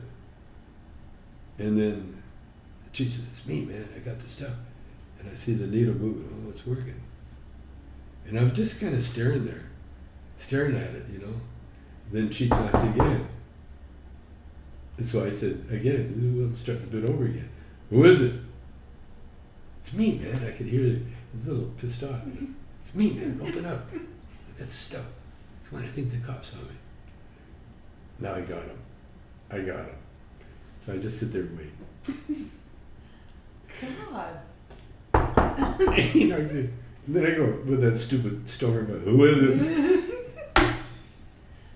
Now he's getting madder. It's me, man. Come on, man. Dave. It's Dave. Because he's trying to think of a name. And my old partner was Dave. Mm-hmm. It's Dave, man. Open up. And I go, Dave? And I could hear him, yeah, it's Dave. Because it was hot outside. And then I said, Dave's not here. So you're just totally in the moment when you're doing this. He went nuts. He went banging. I'm Dave, man. Open the fucking door. It's hot out there, man. Come on. It's hot. He starts crying. So I opened the door. And I swear to God, he almost punched me. He said, what are you doing? What are you trying to do, man? I said, listen. So we played it back. Well, we must have played it back an hour. So he knew how funny it was when he heard it. Over and over. It was so funny. But listen to this now. Lou Adler, we played for Lou. And then, now Lou, he's a producer. Okay, we're going to record that tonight in the studio. So we go to the studio and we set it up. We record it because now we know what we're doing. Right. And it's done in a couple of minutes. What else do you have? Okay. So we start writing. So we do Blind Melon Chili. You know, yeah. Another one. My brother-in-law, Floyd, Three Dog Night. Yeah. Is one of the funniest guys you'll ever meet in your life. Wow. Well, the musicians. They got timing. They got everything, and they got humor. That's true. The timing. And Floyd is so funny. He would imitate his uncles when they got on the phone.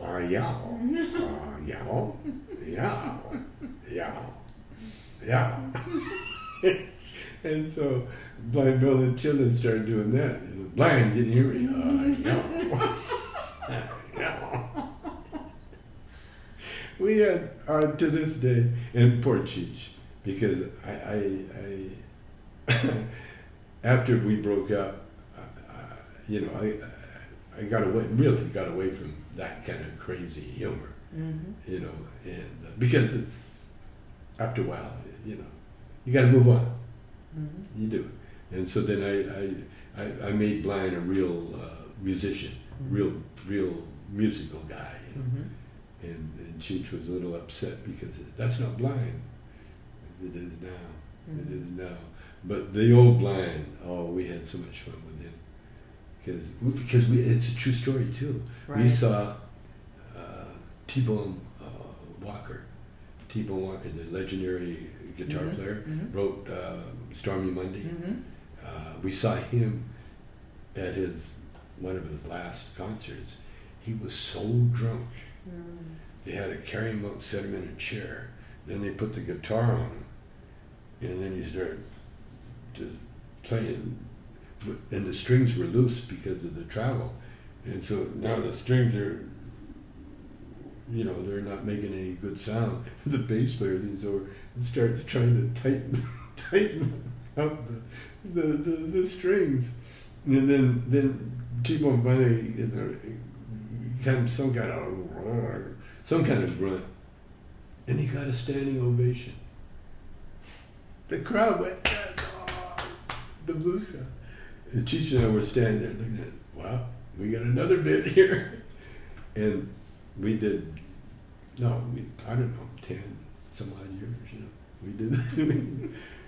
I could make Blind, I could get him so crazy, so funny, visually, that I could have people laughing so hard. So this whole comedy thing for you seemed very organic. Like, you didn't have a plan. No. You just kind of were funny. It's just your influences. Well, again, musicians. When you're around really good musicians, you're gonna get so entertained. Like Gay Alarm really was entertaining. Gay, he broke into some stores or something when he was a kid. He ended up in the juvenile juvie home, and that's where he learned how to play guitar, and that's where he learned how to do funny. Not learned; he was always funny, and he would imitate different guys, and he could do it perfectly. At the end of his life, his greatest thing was imitating The Godfather. With that, and he wouldn't break character. He would do that to people, and he's phenomenal guitarist. You'll have to look him up one time. I will. Like he's got some things. Do we have questions for Tommy? We do. All right, let's take some questions while we're here, and then we'll get back to the story. Because I want to hear how you guys made movies, because that's like a whole nother thing. Because you got to have a story. You got to have a beginning, a middle, and an end, and do all that stuff, right? Well, I grew up with movies, and so. Kinda. Well, no, they're ingrained in me. Like after my mom and dad, after I grew up, then I started going to drive-in movie theaters, and that was my date. When I take a girl out, I always do a movie, because there was nothing else to do.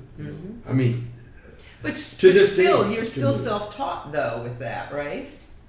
Did you study? You didn't study. No, it's like music. It's the same thing. I never studied music. Again, I never took anything really serious. I learned how to do it on the job. Yeah, on the job, enough to get by. See, when you grow up the way I did in the country, you don't waste time. You don't waste energy. Because you always got something to do. A lot of it is just getting home. Because you don't have someone to drive you or anything else. You got to strategize. And so you take care of things because you have to. No one else is going to do it for you. And you can't explain something else to do something for you. So I'm a doer. I always have been. Like when I do a podcast or something, I'll find a rubber band or something. Because my hands always have to be busy for some reason. So are you always working on something?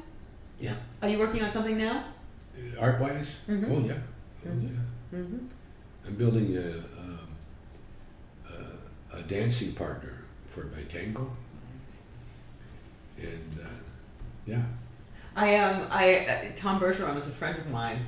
And I was watching last night your dances on Dancing with the Stars. How fun, was that fun for you? Was it torture for you too? You have to work really hard, don't you? Well, you got to use your brain. Like what I found out right away is that there's pros there, and so you tell the pro to dance with the pro, and then they show you how to do it. Oh, I see. See, and then once you learn how to do it, then you do it, but you save it for the camera. There's no, I don't have that excess energy to go out there and do it. That's how I do it at my age. You were the oldest semi-finalist ever on Dancing with the Stars. I'm older than Len. I'm older than Lenny. Oh. Yeah. But you use your head, You pace yourself, You got to use your head. And then wait for the camera to be on, Don't do anything until it's worth something, Well, with movies, because we're so visual, all we had to do in movies, whatever story we got, just find areas where you could put the visuals and the funny, And the thing is, you don't want to. You always want to surprise people, you know. And then a lot of it is it's like making love. You want to make it. You want to prolong it out, but not too long. You just want to bring it right up there so that when you stop, you got that feeling. Oh, I want to see that again. I want to, you know. That's Up in Smoke is a movie that people see over and over. I have seen that movie more times than I can count. Yeah. No, why? Well, the reason is that they're a collection of little vignettes that keep you going. Oh, that's funny. Oh, that's funny. That's funny. That's funny. That's funny. Oh, it's over. Let's see it again. It's funny. It's funny. It's funny. Yeah. And it's always funny, and it's never become dated. And I used funny people. That was the thing, you know. I discover them all the time, and that was my thing as a director.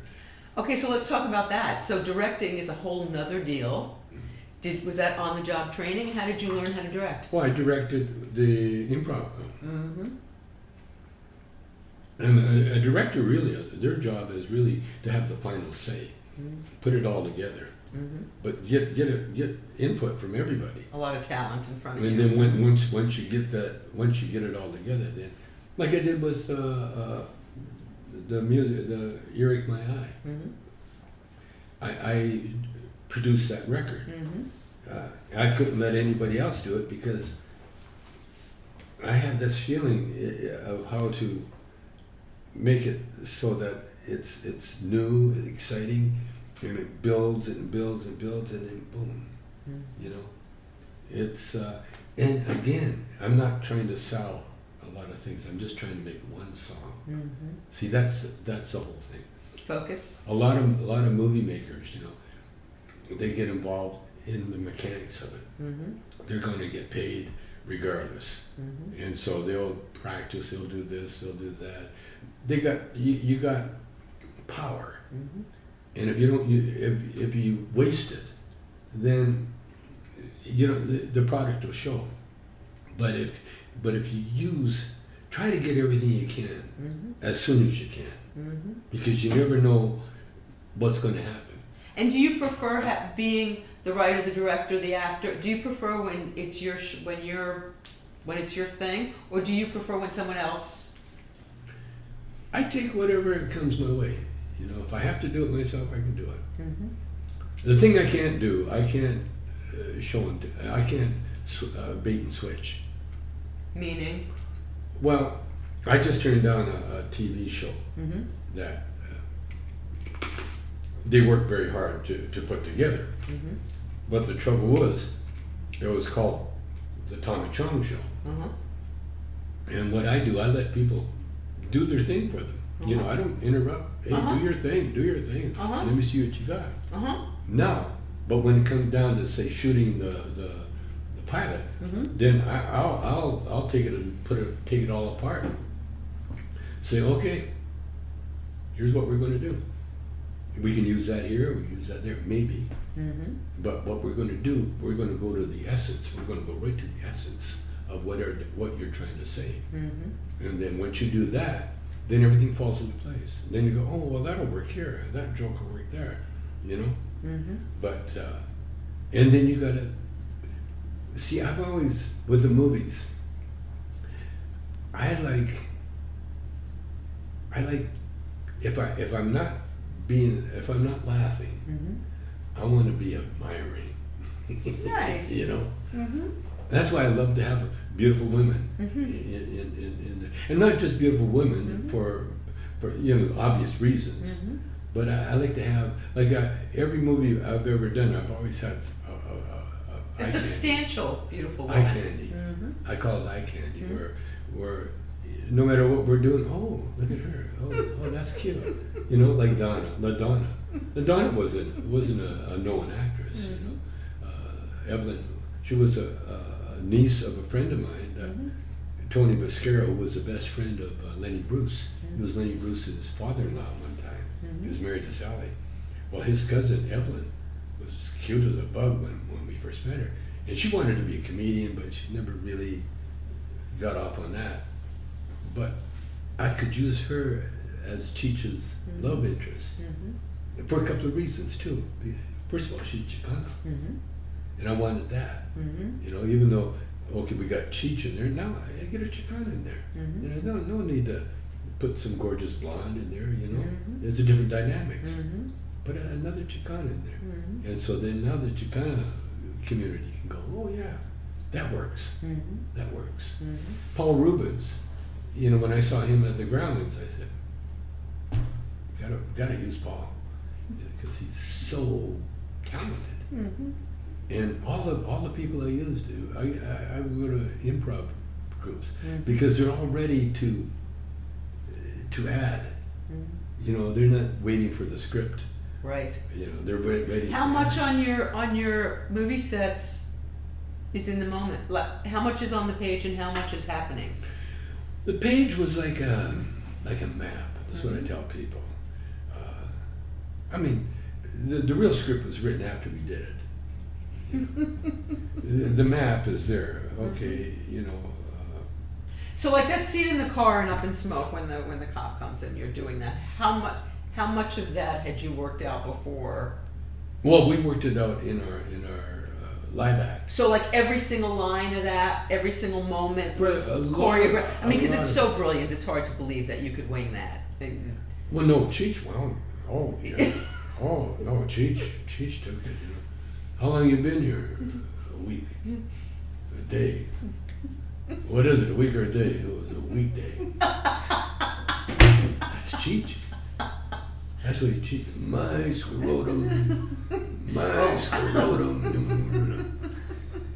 Pure Cheech. You can't write that. No one can write that. You just put him in there and sing a song. Man. Oh, my scrotum. I mean, that's Cheech. I'm just a love machine. Oh. Every time I hear that, Now, is that the funniest? It just Visual. Visual. Hey man, if you hear us knocking, don't come knocking. If the place is rocking, don't come knocking. Yeah. That it's cry-worthy funny. How funny that is. And with freedom, you know, you're not censoring yourself. You're not worried about the politically correct. That's why when Cheech pulled that political correct shit on me with Harry and Meghan, he actually tried to shut me. He just shut me up. Has that been an ongoing thing with you guys? Because he doesn't seem like he's politically correct. I wouldn't think that of him. You know, I've always. Has he gotten more conservative as? I've always managed to embarrass him. I always have, right from the beginning. Well, the thing is, I mean, who starts an improv group in a strip club? Yeah. You know? Yeah. I mean, normally you think a strip club, you want to make money, you want to get more strip clubs. No, with me, it's a stage. Everything is a stage. Let's work it out. Let's do it. You know that. And when I met Cheech, like I said, I didn't know he was Iranian or what he was. I really didn't care. I didn't care. The thing is, he's funny. So it doesn't matter what he is. He's and funny. so now that you guys have gone in separate ways and come back together, is it fun for you again? Oh yeah. I can't imagine you guys are ever not fun. Well, with me, I take advantage of the situation. How so? Well, it pisses my wife off. It pisses Cheech off a bit. Sometimes my son off. I get an audience. I know I can make him laugh. I know I can make him laugh. I want to make him think now. Because I have that ability. You know, I want to take it just a little, few notches. Like I have an app. I don't know if you ever see it, but I have an app. I go on around 4:30 or so, 5, and I just. No, I don't know about this. I have to find your app. I just talk about whatever happened that day. You know, the election, Trump, all that stuff. You know, I've got strong opinions, but what I do have opinions about is what I learned when I was a kid. What got me to here? What did get me to here? What gave me the balls to do what I done. I never studied acting. I never studied directing. You never really studied music, so. Never studied music. So what's this, what? It's the power. It's the supreme power, the spiritual power. That's all it is. In the Bible it says, ask and ye shall receive. Mm-hmm. But you got to know what to ask for. See? Ask for friends. That's a good question. This That's is a good really thing. interesting. Dee Wallace. Do you know Dee Wallace, the mom from E.T.? I know Yeah. what you did. So she's a self-healing practitioner. Sure. So she told us that it's our job to direct the universe to what we want. Yes. So you have to say exactly what you want, Yes. and then it will be delivered. That's what ask and you shall receive. There you go. But you got to ask. Mm-hmm. You can't tell. Ah, ooh, See? that's Like interesting. I also put it in the Twitter. So wait, so how do you do that? Because she's saying to direct, so she's saying I am, she said we should say I am success, I am whatever. So how does the asking work? What should I do? That's a question. Mm-hmm. How should I feel? Well, in 12-step, that's very God's will be done, like your will, not mine. So is that kind of? Well, for sure. Mm-hmm. But guess what? Now, take it one more step. Go ahead. Who's God? Well, a higher power, a power greater Yeah. than myself. Mhm. Oh, you think it's you? Is it what? That's you. Hmm. How can it be anything else but? Well, I think there's a divine presence in all of us. No, we are the divine presence. We are the divine presence. Okay. It's not in us. Mm-hmm. It's not separate. Mm-hmm. You can't separate, your finger from your hand. Mm-hmm. You can't separate your arm. Yeah, from but I've got a dark side. I've got a bad wolf in there that I've got to control. Of course you do. I've got a beast But in you know there. why? You know Why? why? Because we're in a physical world. Mm-hmm. In a physical world, in order to have up, you have to have down. Mm-hmm. In order to have light, you have to have dark. Mm-hmm. Now, it's your choice to where you want to dwell. Mm-hmm. Do you want to dwell in the dark area, Mhm. or do you want to dwell in? You know what I found out, because I'm getting epiphanies every day. Mm-hmm. Because as I get older, we have different problems. Mm-hmm. Especially with what do you call it? Being married to a beautiful woman. There's a lot of things that are no longer on the table. Mm-hmm. And so what you have to do, you have to make peace with yourself. Mm-hmm. And what I did, what I've been doing, Mm-hmm. is accepting. See, I've learned one thing, especially with married couples or boyfriend, girlfriend, thing. Women can read guys' minds. We're very good with that. No, it's not good.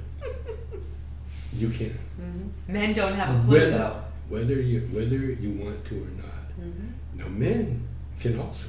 We also can read minds. We can read minds, and we do. Very simple. If you're connected with someone, you don't even have to be in the room. Mm-hmm. You can feel the change. That's true. You can feel the change. You go, Mhm. oh, why is he pissed off? Mm-hmm. That's true. Yeah. So here's what you do. Mm-hmm. And this is why you talk about comedy now. I'd rather leave people with this thought. You can't have two thoughts in your mind at the same time. Agreed. Okay. Mm-hmm. So, whenever you start going negative, Mm-hmm. change your thought. That's exactly what Dee told us to do. But- exactly. Mm-hmm. Make it real simple in yourself. There's one word that connects the world. What's that? Love. No, What? God. Ooh. But a lot of people don't believe in God. That's a problem word for some people. No, that's their problem. Mm. One word Mm. that everybody worships is God. Now, everybody has their own vision of what God is, Mm-hmm. but that's one word that is holy. That's the holy word. Why? Because you are really talking about God, the creator of this universe, There's nothing bigger or better or more important. So if your mind goes to God, regardless of, you don't have to discern whether it's good or bad. No, you just have to put your mind on God. That's exactly where I am these days. And what you do then, everything else becomes friendly. Okay, so it was said to me this way: be loving, be kind, give the rest to God. Give the rest to God. Start with God. Start with God. And then nothing else. Just the thought of God. Just the thought. Don't make it a chore. Don't make, when you meditate, don't Do you get have a your mantra? cushions and everything else. How do you meditate? Do you have a mantra? I never stop. I never stop. Changing your mind. That's all you got to do. You don't have to do anything. I'm learning tango now. And you know why tango is so hard? Why? Because it's so fucking simple. All you do is walk. All you got to do is walk. Do you think you can walk and think at the same time? No. What happens to you? You try to walk, you got all these things come in. So you have to stop. You have to stop and say, I'm just going to walk. I'm going to concentrate on putting my foot all the way down every time I take a step. And when you do that, you got your balance. And when you got your balance, you got everything. So the simpler you go, the easier life becomes. I believe that. And so you don't have, like I say, you don't have to have any kind of system. No, it's fun, just like me tangoing. I have to dress up. I have to go to the milongas. I have to find a partner. Do you do this with Shelby? I'm trying to. She's way ahead of me. Way ahead of me. I'm not good enough to dance with her yet, but I will be. But what I'm saying is, what I've learned is that when you start going down a dark path, change your mind. Think of God. And when you think of God, all of a sudden, you can almost hear birds sing. You can almost actually feel that you've gone into another dimension. And when you got into that other dimension, it spreads. It spreads. I do that with my wife all the time. And all of a sudden, she'll be sitting there, and all of a sudden she'll just pick it up, and she'll turn and look at me, and say, oh, do you want to, all of a sudden there's something, light and beauty comes out of it, because she's reading my mind. She's reading my mind, and all of a sudden she feels this comfort. And that's what you do. Like with this virus that's going around, the ones that they don't have to wear masks or anything else are the people of God. They don't wear masks. In the war, when the war was going and bombs are falling out there, who was out there? It was the medics, the people of God. For some reason, there no harms come to them. Why? Because they're protected. We're protected. But we have to be protected here. We have to have this calibrated right. Think it. And it doesn't, and when you think about it, like when you get married, when you go to court, you put your hand on the Bible and swear to God. That's very important. It's very important. That's why when Trump puts his hand on the Bible and swears and he does what he does, I feel so sorry for him.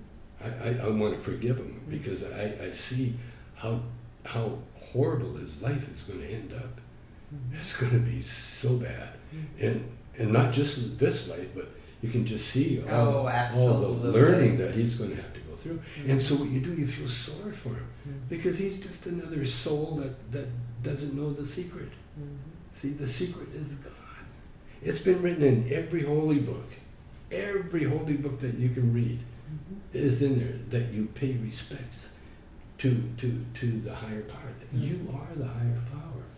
You are and think of this too. Eternity. You know what eternity means? What? Whatever there is to do, we will do it. Whoever, whatever, you can see anybody. Like I also believe that not only reincarnation, I believe that once you become a spirit, you can go into any. You can go into a rock. You can go into a bird. You can go into a cat. You can go into anything. Mm-hmm. Because it's a spirit. Mm-hmm. Spirits are everywhere. I believe that. You can walk in the houses and you can feel, ooh, this doesn't feel right. Mm-hmm. But your spirit can make it right. Because your spirit, you see, when you go into anywhere and you realize, see, what you have to do is realize. You have to realize who you are. And that is realizing God. Mm-hmm. See, that's who you are. Mm-hmm. That's who I am. That's who you are. Mm-hmm. We are here. We're on a divine mission. It's not very easy. And it doesn't matter what you do or who you talk to.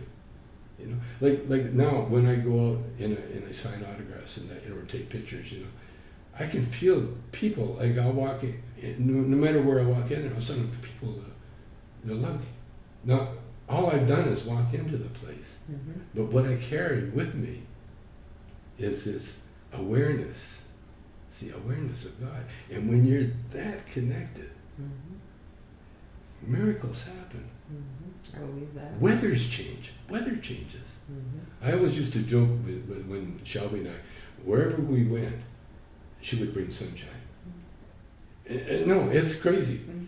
It was storming here, and boy, you should have been here last week. Boy, it was cold, and we had hail, we had everything, and all of a sudden, yeah. Wow. So, it's that realization. Mm-hmm. And it's a practice that the more we do it, the better we get at it. Mm-hmm. Until you're doing like Paul, the Apostle Paul, he says he prays without ceasing. Now that's all he's doing, is just keeping God on his mind. Is that how you got through being in jail? Because I heard that you've done that, you did it with tremendous grace. Oh. And that you made it a good experience for I yourself. made it, it was a spiritual retreat. Mm-hmm. I changed everybody's life in there. Just by being there. It was funny. The because, king.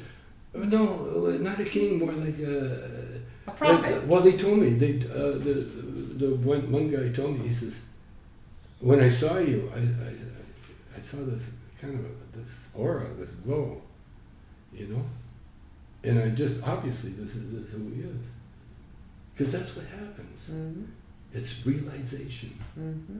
And when you realize it, and that's why the virus, Mm-hmm. you know, yeah, it's gonna go through the world. Do you think it's going to be a pandemic around everywhere? Probably, Mm-hmm. probably, but it doesn't matter. You think people will be immune? People who are... No, there's going to be people affected. Mm-hmm. They're going to be affected. It's like, what is Passover? You know what Passover is? I'm a Jew. Yeah. Mm-hmm. But you know what Passover is? What? Is when the spirit of death was going to all these houses and Mm-hmm. taking out the firstborn of Mm-hmm. every house. But if you put the mark of God on that house, Mm-hmm. then the spirit would Pass the death over. would pass over. Mm-hmm. See? But see, the Jews like to call themselves the chosen people. Mm-hmm. We're all chosen people. Mm-hmm. Because you can't tell, you can't, when we're standing there naked, other than the circumcision maybe, you can't tell who's a Jew and who isn't a Jew. Mm-hmm. You can never tell. Because it's crazy. Okay, we got to talk about one more thing before we go to questions, and then we'll go to questions. We're talking all day long. I know. So, it's wonderful. So, okay, so I'm a marijuana addict. I started smoking pot when I was 13, and I smoked every day, wake and bake, all day. And for me, in my 40s, it just was pushing me around and running my life.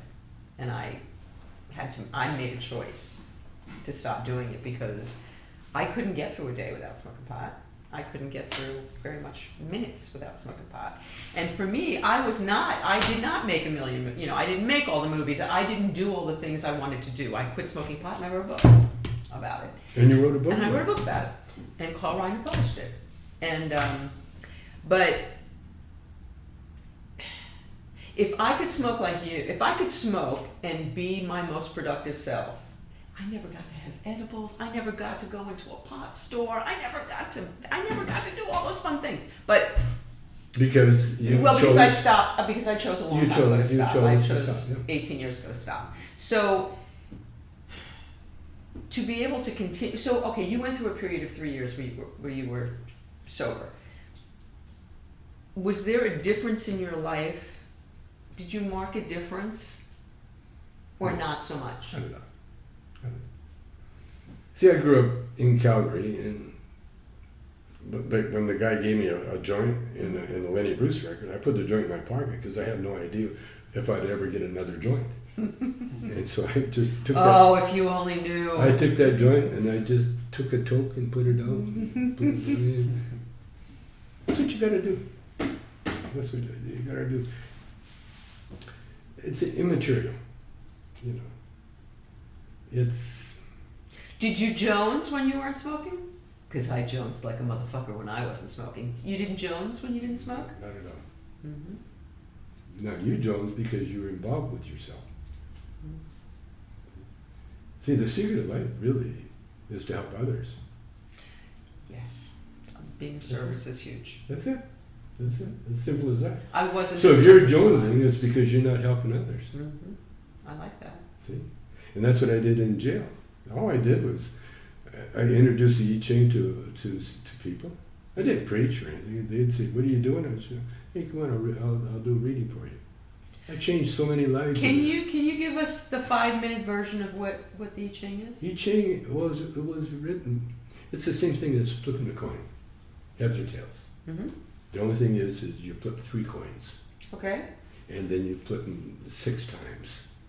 3 coins 6 times, Mm-hmm. and then you write down what is it? 2 heads, 1 tail, 2 tails, 1 head. You write them down into six. What do you call them? Lines. Lines, yeah. 6 lines, okay. And then you add up the total. So numerology, kind of. So yeah, Uh-huh. the total of each one. Uh-huh. And then the I Ching will tell you, okay, you get the total there, okay, you go to that chapter, and then you open the chapter, and then you read your. So is it like a prophecy of what's going to come? Is it like a horoscope? Is it like a little bit of everything? Uh-huh. A little bit of everything. For instance, my brother-in-law sent me the I Ching. First time I did it, guess what? First line it says, "You are in jail for a reason." Wait, what? The first line. You are in jail for a reason. When did you read that? In jail. Stop. And It then literally said you are in jail. You are in jail for a reason, and then it went on to say jails are places where you correct your behavior. Wow. That's what I did. Did jail change you? Oh, big time. How so? It was a retreat. Mm-hmm. I could have been a monk. In fact, it was better than a monk because I was with sinners, with a ton of sinners. I wasn't with any holy people. I was with a ton of sinners, and they're the best because they're the ones that need your help. Just a vibe, just a vibe. For instance, after I did the I Ching, my I Ching, this Michael, Mike, he come along. He says, "What are you doing?" I said, "It's I Ching." I said, "Want me to do yours?" And he said, "Yeah." So I did his, and then I didn't read his fortune or whatever it was. I just handed it to him, and he read it. Then he handed me the book, and he went back up onto his bunk. And he just sat there. So I was curious. So I remembered the page. I opened the page, and he had suffered a great misfortune. A month after he got in jail, his wife and baby were killed in an auto accident. Coming to see him. Oh, God. And it said you suffered a great misfortune. And what can you do? Yeah. So is it directive to help, or is it just telling you what is the I Ching? it has lessons because it was done back in the day when there's emperors and princesses and Chinese. So a lot of the talk is about the wagon rolling over down a path, the princess, the emperor. It talks in those terms, but it was designed by a King Wei. His name is Wei, W-E-A, and he came up with it. Like I say, it's the same thing as heads or tails. You flip them up, but you do it enough times so that you eliminate the stuff in between, and then you get more direct into. I see. And so what he's done, because he's done every possible combination for the, and they did it for the emperor, by the way. All this was done by the emperor, like the I Ching, not the I Ching, the Tai Chi. You know what Tai Chi is? Okay, Tai Chi was invented because back in the day the Chinese paid the doctors to keep them healthy. Now, if they got sick, they got no pay. If they died, the doctors were killed. Wow. That's called incentive. I'll say so. So the doctors, what they did, they studied. The medical guys, they studied.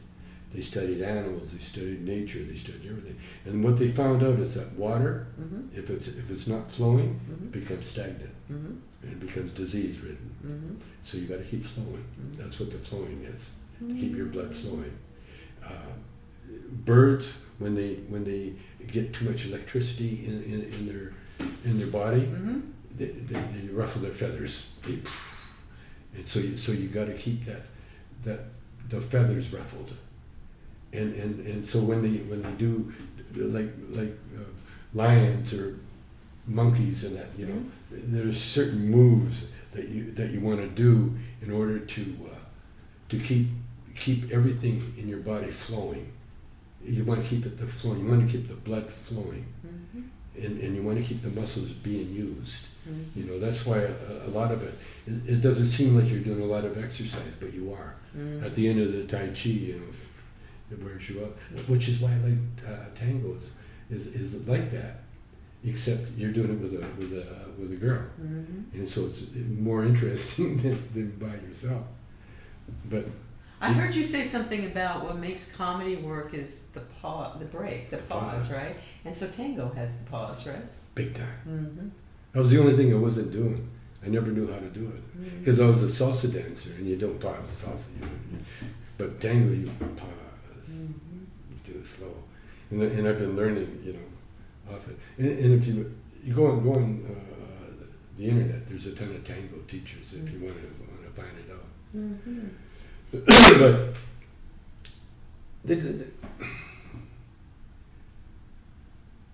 realizing,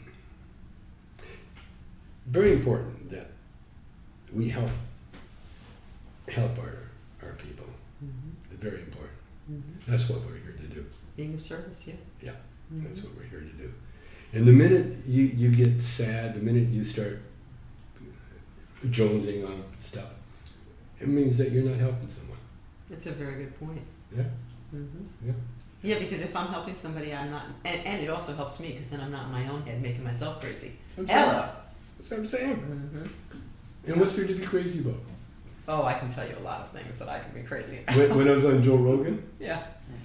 Joe said, he's a big gun advocate, and all his listeners, they're all. One of my oldest friends is his manager, by the way, Jeff Sussman. Do you know Jeff?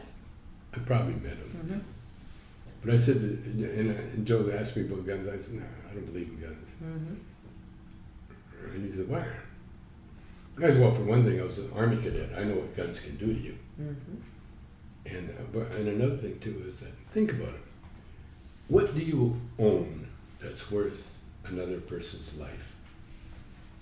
What is it? Show me. Show me what you own. A Rolex watch, a car, a house, anything. Show me one thing that's worth someone's life. You couldn't do it. But you can't do it. Because it's so precious. Now, the thing is, person that you murder, they're fine. They go to heaven. They're fine.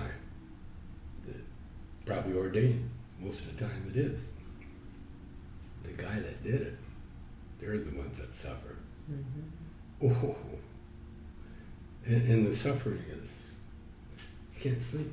Mm-hmm. You can't eat. You can't do anything.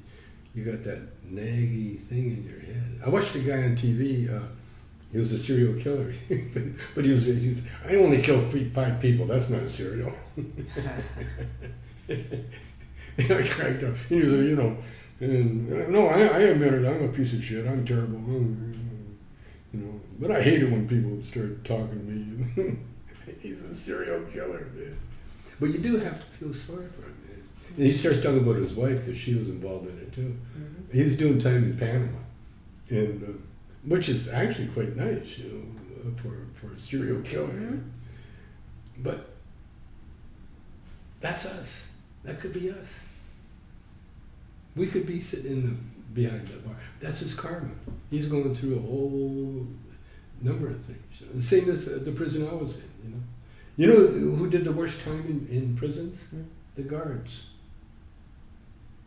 Because they're in there with you guys and they didn't do the crime. They're doing life. Yeah, they're doing life. Not only doing life, but they can't relax. They got to have a uniform. They got to keep watching everybody. They can't look at us. I used to lay up in the sun like I was on a beach, and I pretend the guards were like servants. Hey, can you give me a coffee? Excuse me, I want to put a love sundown. So do you think, your karma was to be in prison so that you could be of service to the people in there? Do you think that's why you went? Actually, I don't know why. I think it had a lot to do with the legalization thing, I think So that you could become an activist? So I could show because what they do, they give you a chance to cop a plea, to do what they want you to do. And you did it from what I understand, you were protecting your family. Well, they told me if they didn't, see, they had no evidence on me. I could have walked. It would have cost me money, but I could have. It's a bomb. Ridiculous. And they were letting me sell it everywhere. All of a sudden, they decided that if you ship it across the state line, I should go to jail. And it was entrapment too, because they had actually put a guy in our shop to ship it across the state line. So it was all of that. But I thought the best message that I could deliver was to go do the time. Why? Because now they have to live with that. They have to live. They can't get away from that. George Bush couldn't get away with it. Joe Biden can't get away with it. He sent someone to jail, an innocent guy to jail, because of his lies. Because it was a lie. Marijuana isn't a gateway drug. Marijuana is medicine. Now, some people need it, other people don't. But the greatest thing about marijuana is that you can quit anytime. It was really hard for me. But you did it. I did do it. Yeah. It was really hard for me. But physically hard? Yeah, it was physically hard. I was totally addicted to it. Yeah. Indeed. It's like having a lover. But I get addicted to a lot of. I'm an addict, so I get addicted to everything. You do? Yeah, I get addicted to love, to people, to food, to pot, to I'm addicted to everything. Well, that's your karma. That's your That's life's my work. that's exactly it. That's my life's work, Yeah. is to temper all of that stuff and to channel it into good things, being of service. The experience, and then you can help others people. Absolutely. That's what I'm talking about, helping other people. That's what I'm talking about, helping other people. Because that's like when I was in the joint, Jordan Belfort was there. Oh God, I'll show you later. I have a picture of Leonardo DiCaprio holding my book as Jordan. Yeah. But you talked him into writing his book. Is that true? No, I helped him. I put him on the right path. I was writing my book, and he would come in from tennis and. From tennis. Yeah. In prison. Yeah. Yeah. He'd come in from tennis, and he had his lackey with him, his guy with him, and he's got to tell him, "What are you doing?" I'm writing. I'm going to write a book. He's a genius. He really is a bona fide genius. He must be. And so he started writing his book. And so he showed me a couple of pages, you know. What do you think? And he very proud hands it to me. I read it, and it was like reading Tom Wolfe, because he copied Tom Wolfe. And so I told him, I busted him on it. You haven't written shit. And he was like, shocked. Who talks to Jordan Belfort like that? Me. Yeah. And so he said, well, what do you suggest? I said, write what you know. Ooh, good for you. I said, not only write what you know, but make it the biggest and the best. The most of, I told him, there's a most of rule when it comes to writing. Okay. And the most of is that it's not just a joint, it's the biggest joint you'll ever have. You know, it's not just a Quaalude trip. It's falling down the stairs. Yeah, well, I know you and the biggest joint ever. That joint up to some. Yeah, that was the biggest joint I've ever seen. So that's what I So you do that in life. That joint kind of represents sort of your. Yeah, well, it's entertainment. You're just entertaining. You see. But being the biggest, being the best, not the best. You're not saying the best. You're saying take everything to its. Well, if you're writing for people, you know, they want to see want to see something. You don't want to see normal things. There's a lot of things. You you shop, you're reading something. It's like, that's boring, because you're not learning anything. See, when it's bigger than everything else, you're learning something. And that's what Up in Smoke was. Up in Smoke was like a manual for people that don't know anything about the Chicano or the pot culture to come in there and learn.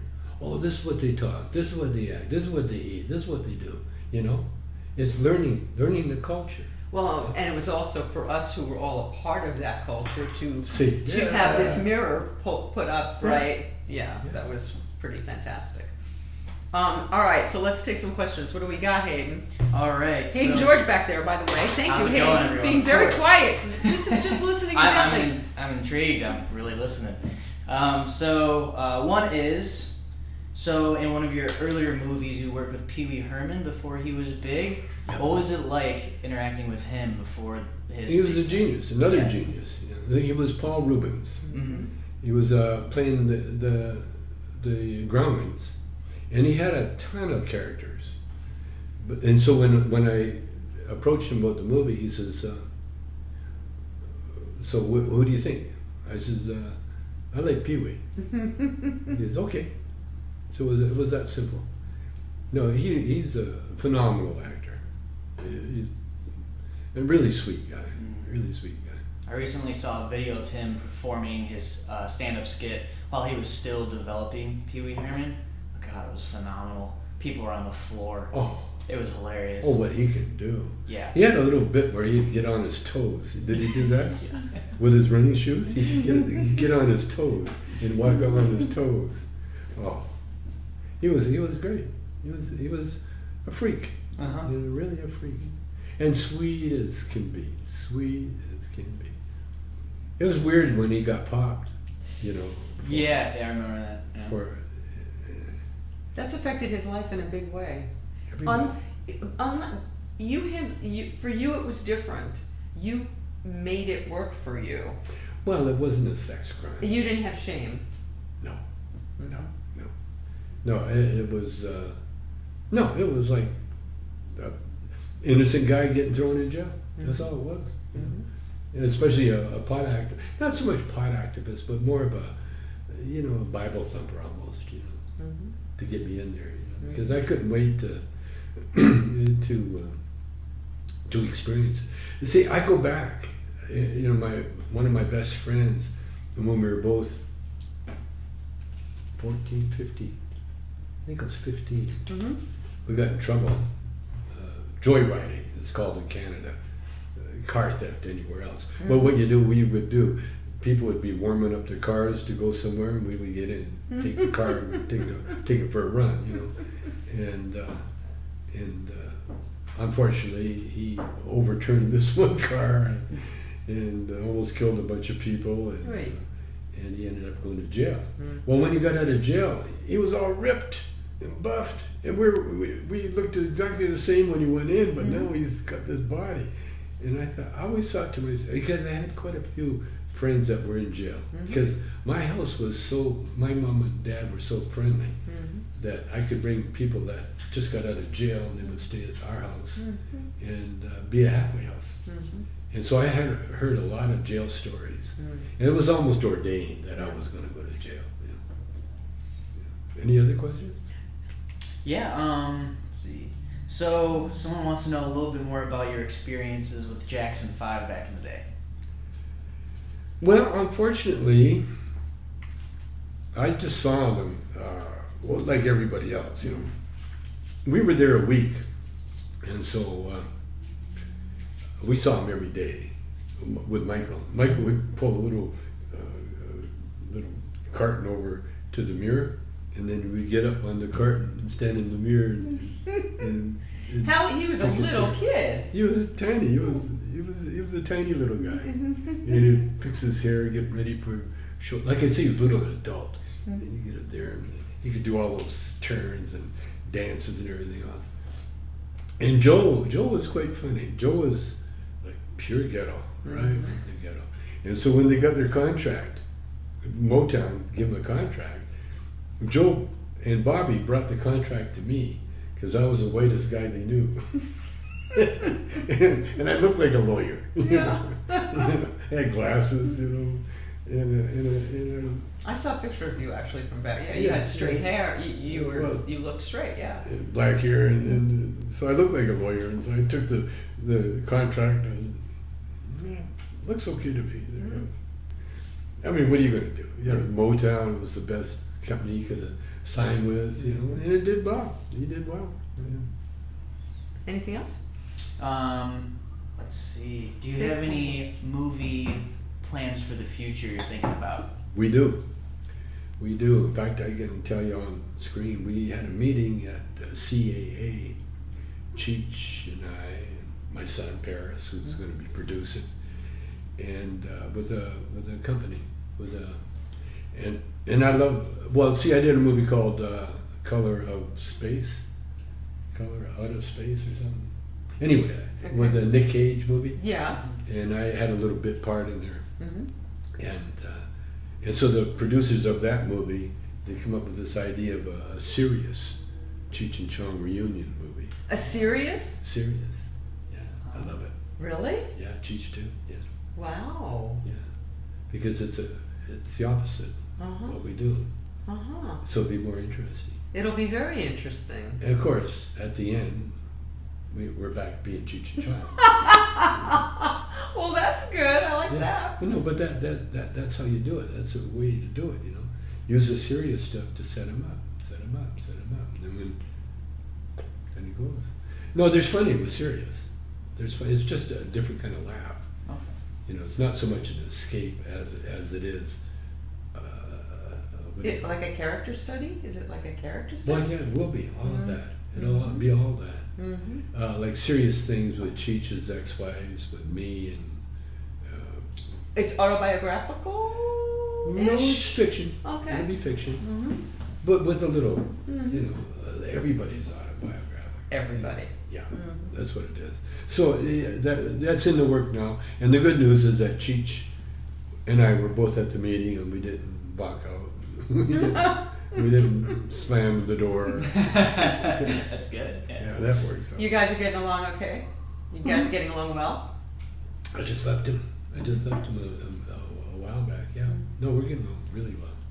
Yeah, Cheech, yeah, he messed up his knee. That's why we're not working live. You know? But we're going to start working again in June, and I'm looking forward to a new show. I think I'll do first of our what do you call it?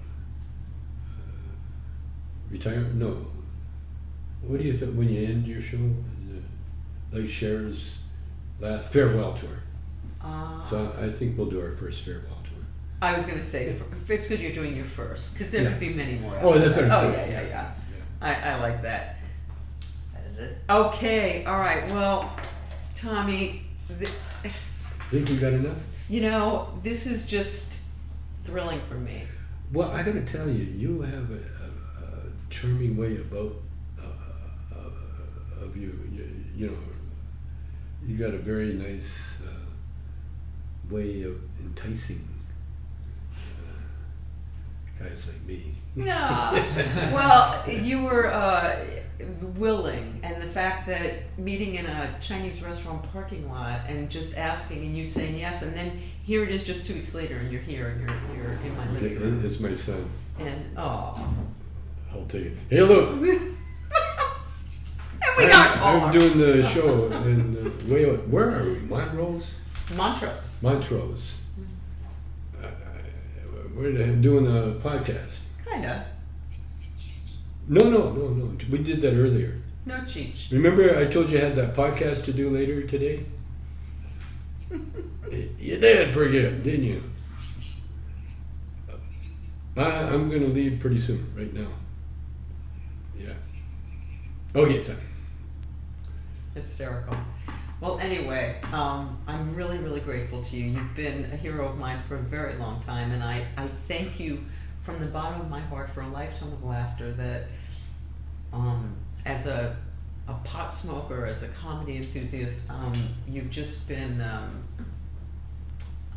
wealth of joy. And now all this spiritual stuff, I just love it, and I'm so grateful. Thank you so much for doing this, sweetheart. And Hayden, thank you for and thank you all for joining us. We'll be back. I don't know who's coming next. I can't. Bennett Salve is coming. He's an incredible composer. He's composed a lot of television, and he's a great musician. And we'll be back with Bennett next week. And Pete will be back. And thank you so much. I gotta go pee real bad. He's gotta go pee. So we're saying bye-bye. We'll see you next week.